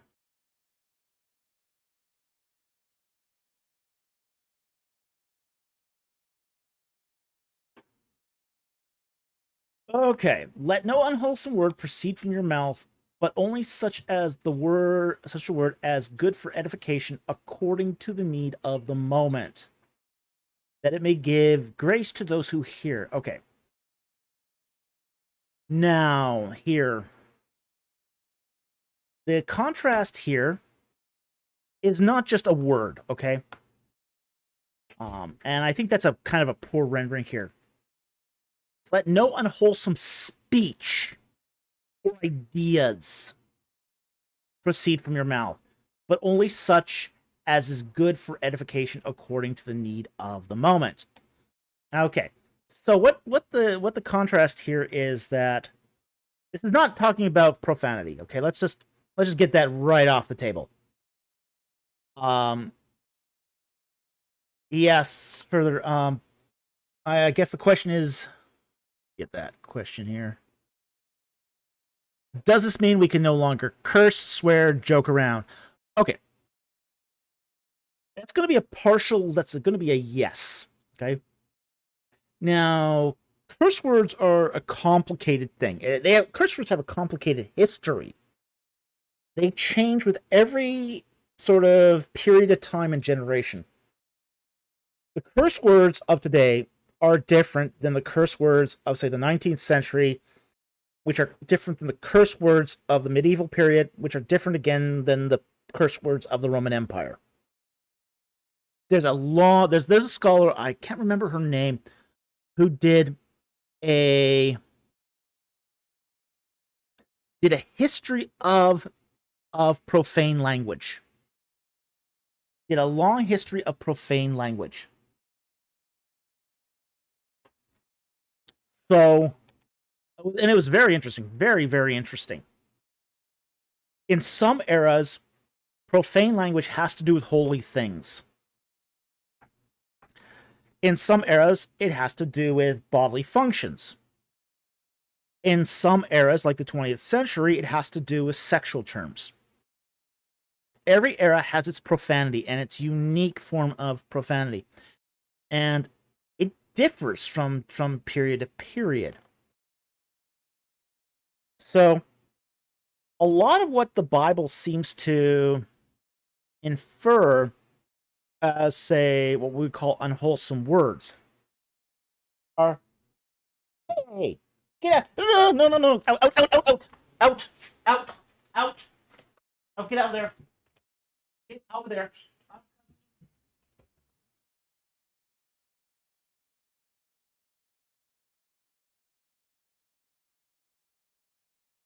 Leave her open like that again. Okay, sorry about that. We had a bunny get herself into a situation she did not belong in. Wow. Yeah, rabbit alert.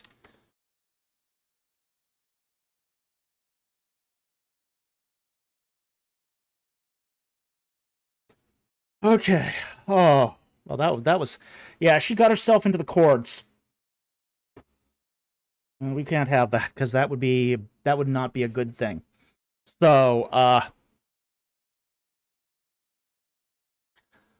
okay, that's a piece of stress I didn't need. Um, okay. Well, back to the question.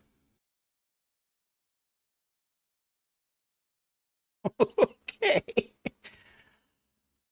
Yikes.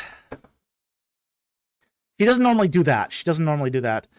Um, like she'll sometimes go down into she's got access to the couch, and sometimes she'll go down into the couch and into the well of the couch, and that's okay. She doesn't get into trouble there.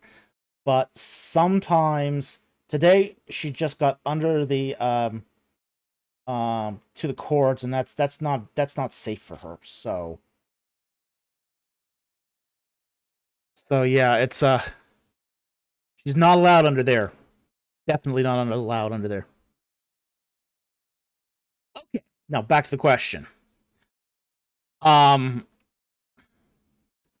so joke around would be those sorts of joke around being unwholesome. So things such as say blasphemous humor, um say crude jokes. Yeah, that would be precluded here. That would be included in the unwholesome words here of Ephesians 4:29. Um Swearing, probably not so much. And cursing. Now, there's we are in the English world, cursing is an ambiguous term. Okay, you have the sort of cursing that are just like curse words. That's the equivalent of swearing. But you also have a kind of curse where, like, I'll give you the a famous Arabic curse. May the fleas of 1,000 camels infest your bed. Okay, that's an Arabic curse. Okay, that's a different kind of curse. That would probably be basically an unwholesome word. Will also be kind of comical these days, but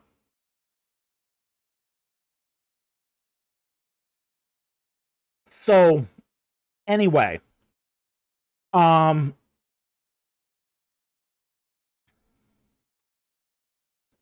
so the verses is kind of it's going to cover some of this, but it's also not going to cover all of this. So it's not going to cover say swear words. Some swear words, yes. Some no. Some cursing, yes. Some no. Joking around, probably all of it. Probably all of it, especially if it's crude jokes. So, yeah, serious curses definitely, like Jack Ray says here. Serious cursing is when someone curses someone that their children get cancer. Yeah, that's sort of what's going to be covered here. Yeah, that's an unwholesome word. It's doesn't edify. It just really is there to tear people down. So if it tears people down, it's not permitted. Because you see here the contrast in the verse here in verse 29. The contrast is unwholesome word against edification. So if it edifies, if it builds people up, that's the sort of speech you should be doing. If it tears people down, you shouldn't be doing it. If it's sort of neither, it's morally neutral at that point and doesn't count one way or the other. Some swearing will be morally neutral. A lot of the but serious cursing is not. So I hope that provides some guidance here. Thank you very much for the question. Really appreciate it. Okay, let's see. I think we had a couple more questions here. No dark humor. No, dark humor. You can do dark humor. It's nuanced. Yeah, that's going to be nuanced. Yeah.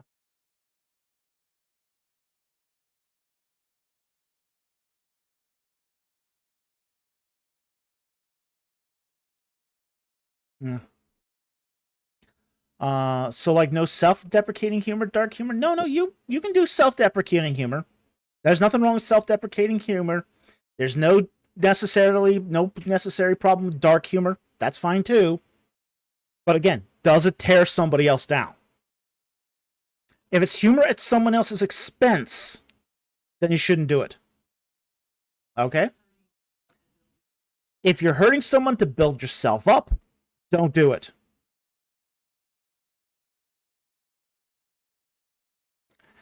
If you're lying about somebody, that's also not permitted.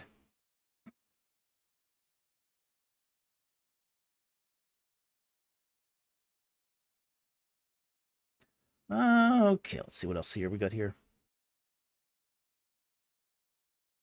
I'll take this. Brandon, the casual gamer, asks, Dr. Falk, Ammonites are closely related to Israelites? Eh,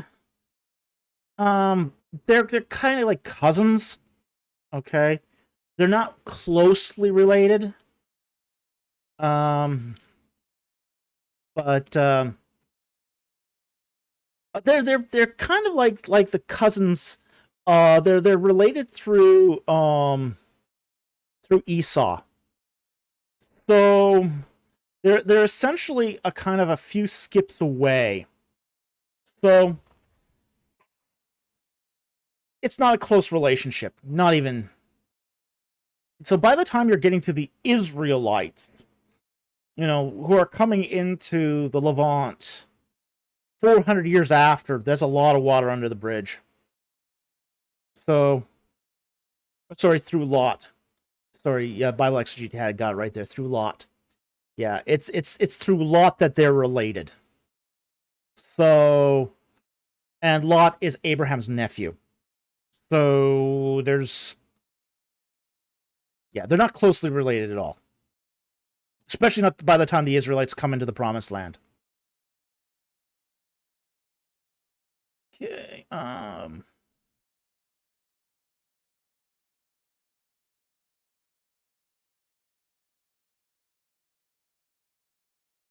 Gaius Octavius asks, what prevented Egyptians from attempting to bring God into the Egyptian pantheon once he revealed himself to them through the 10 plagues via syncretism? There's one thing the Egyptians didn't tolerate. Egyptians were fine with bringing just about any god into their pantheon on one condition, that it accepted the metaphysics of polytheism. If it accepted the metaphysics of polytheism, it was fine. And Egyptians did bring many gods into their pantheon. So, as long as it was fine with polytheism, no problem. You could bring it in.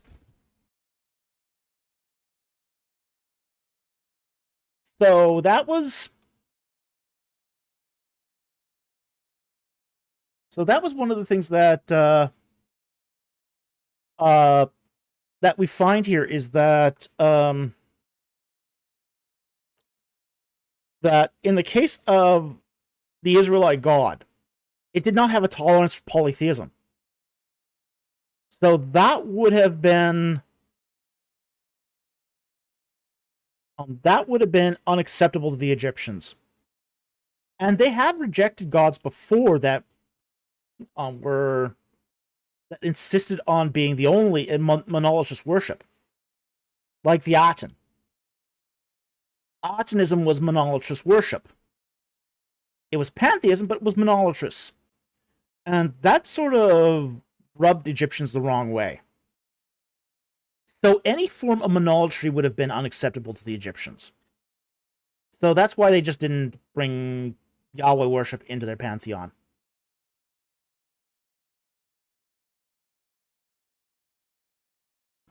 Okay.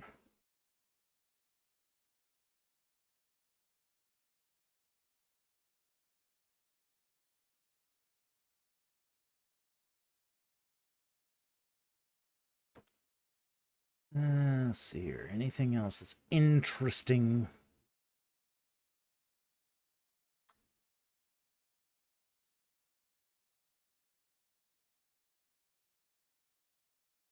I think we're probably at the end of the questions. Yeah.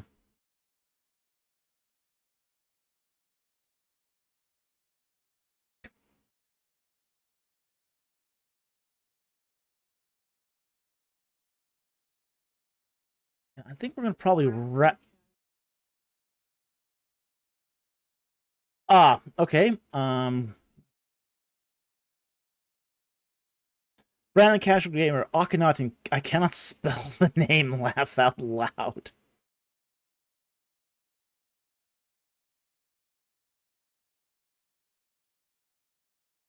There you go.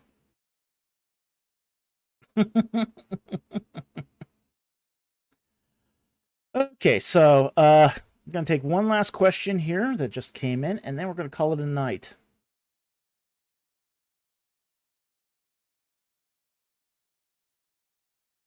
No, I'm not going to take that one. Which is, I am going to take the Trash Lad. Last question of the night. What do you, Dr. David Falk, look like with your hair down? I look like me with my hair down. I look like a pirate.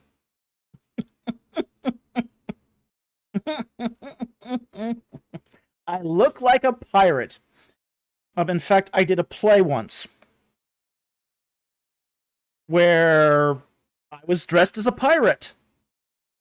And I had my hair down. And people used to ask me, where'd you get that one? Asked me during the play, after the play, where'd you get that wonderful wig from? It's not a wig. A great wig. Not a wig. Arr. Arr, you mateys.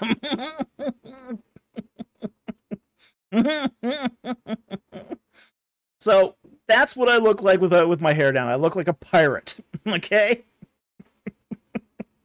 So that's going to be the last question of the night. We're going to call it at this point here.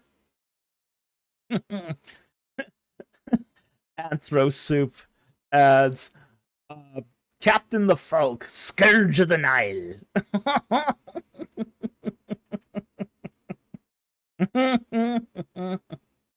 Vermin the Trash Rat. Okay, please, can you slay that hairstyle? You don't pay me enough for that. Sorry. That's a no. Okay, so with that said, I want to thank you all for joining us tonight. We had a little bit of excitement here, and a lot of great questions. It was really a good night for questions. So, I want to thank all the super chatters and the people who donated to the channel. Thank you so very much. It's been a lean month, and we really, really appreciate your support. It just really helps us, and this has made the month really great. So, I want to thank you all who contributed to super chats and who donated through PayPal. Thank you so very much. We really appreciate it. We also want to thank our Patreon and our YouTube membership supporters. We also want to, and Jack Ray just gifted 10 Ancient Egypt and Bible memberships. Get them while we're still on the air. Go get them. Okay, wonderful. Thank you much, Jack Ray. Speaking of the Egypt and the Bible memberships, I want to thank you guys who support us through your memberships, who pay for your memberships, and who go above and beyond the bottom tier, because you help us keep this channel going. Finally, we also want to thank our regular subscribers who watch our videos, who leave likes and comments, and who recommend our videos to other social media platforms. You guys get the message out there. With that said, thank you very much for joining us tonight. We were glad that you could be with us, and we'll see you next time on Ancient Egypt and the Bible. Good night, everyone.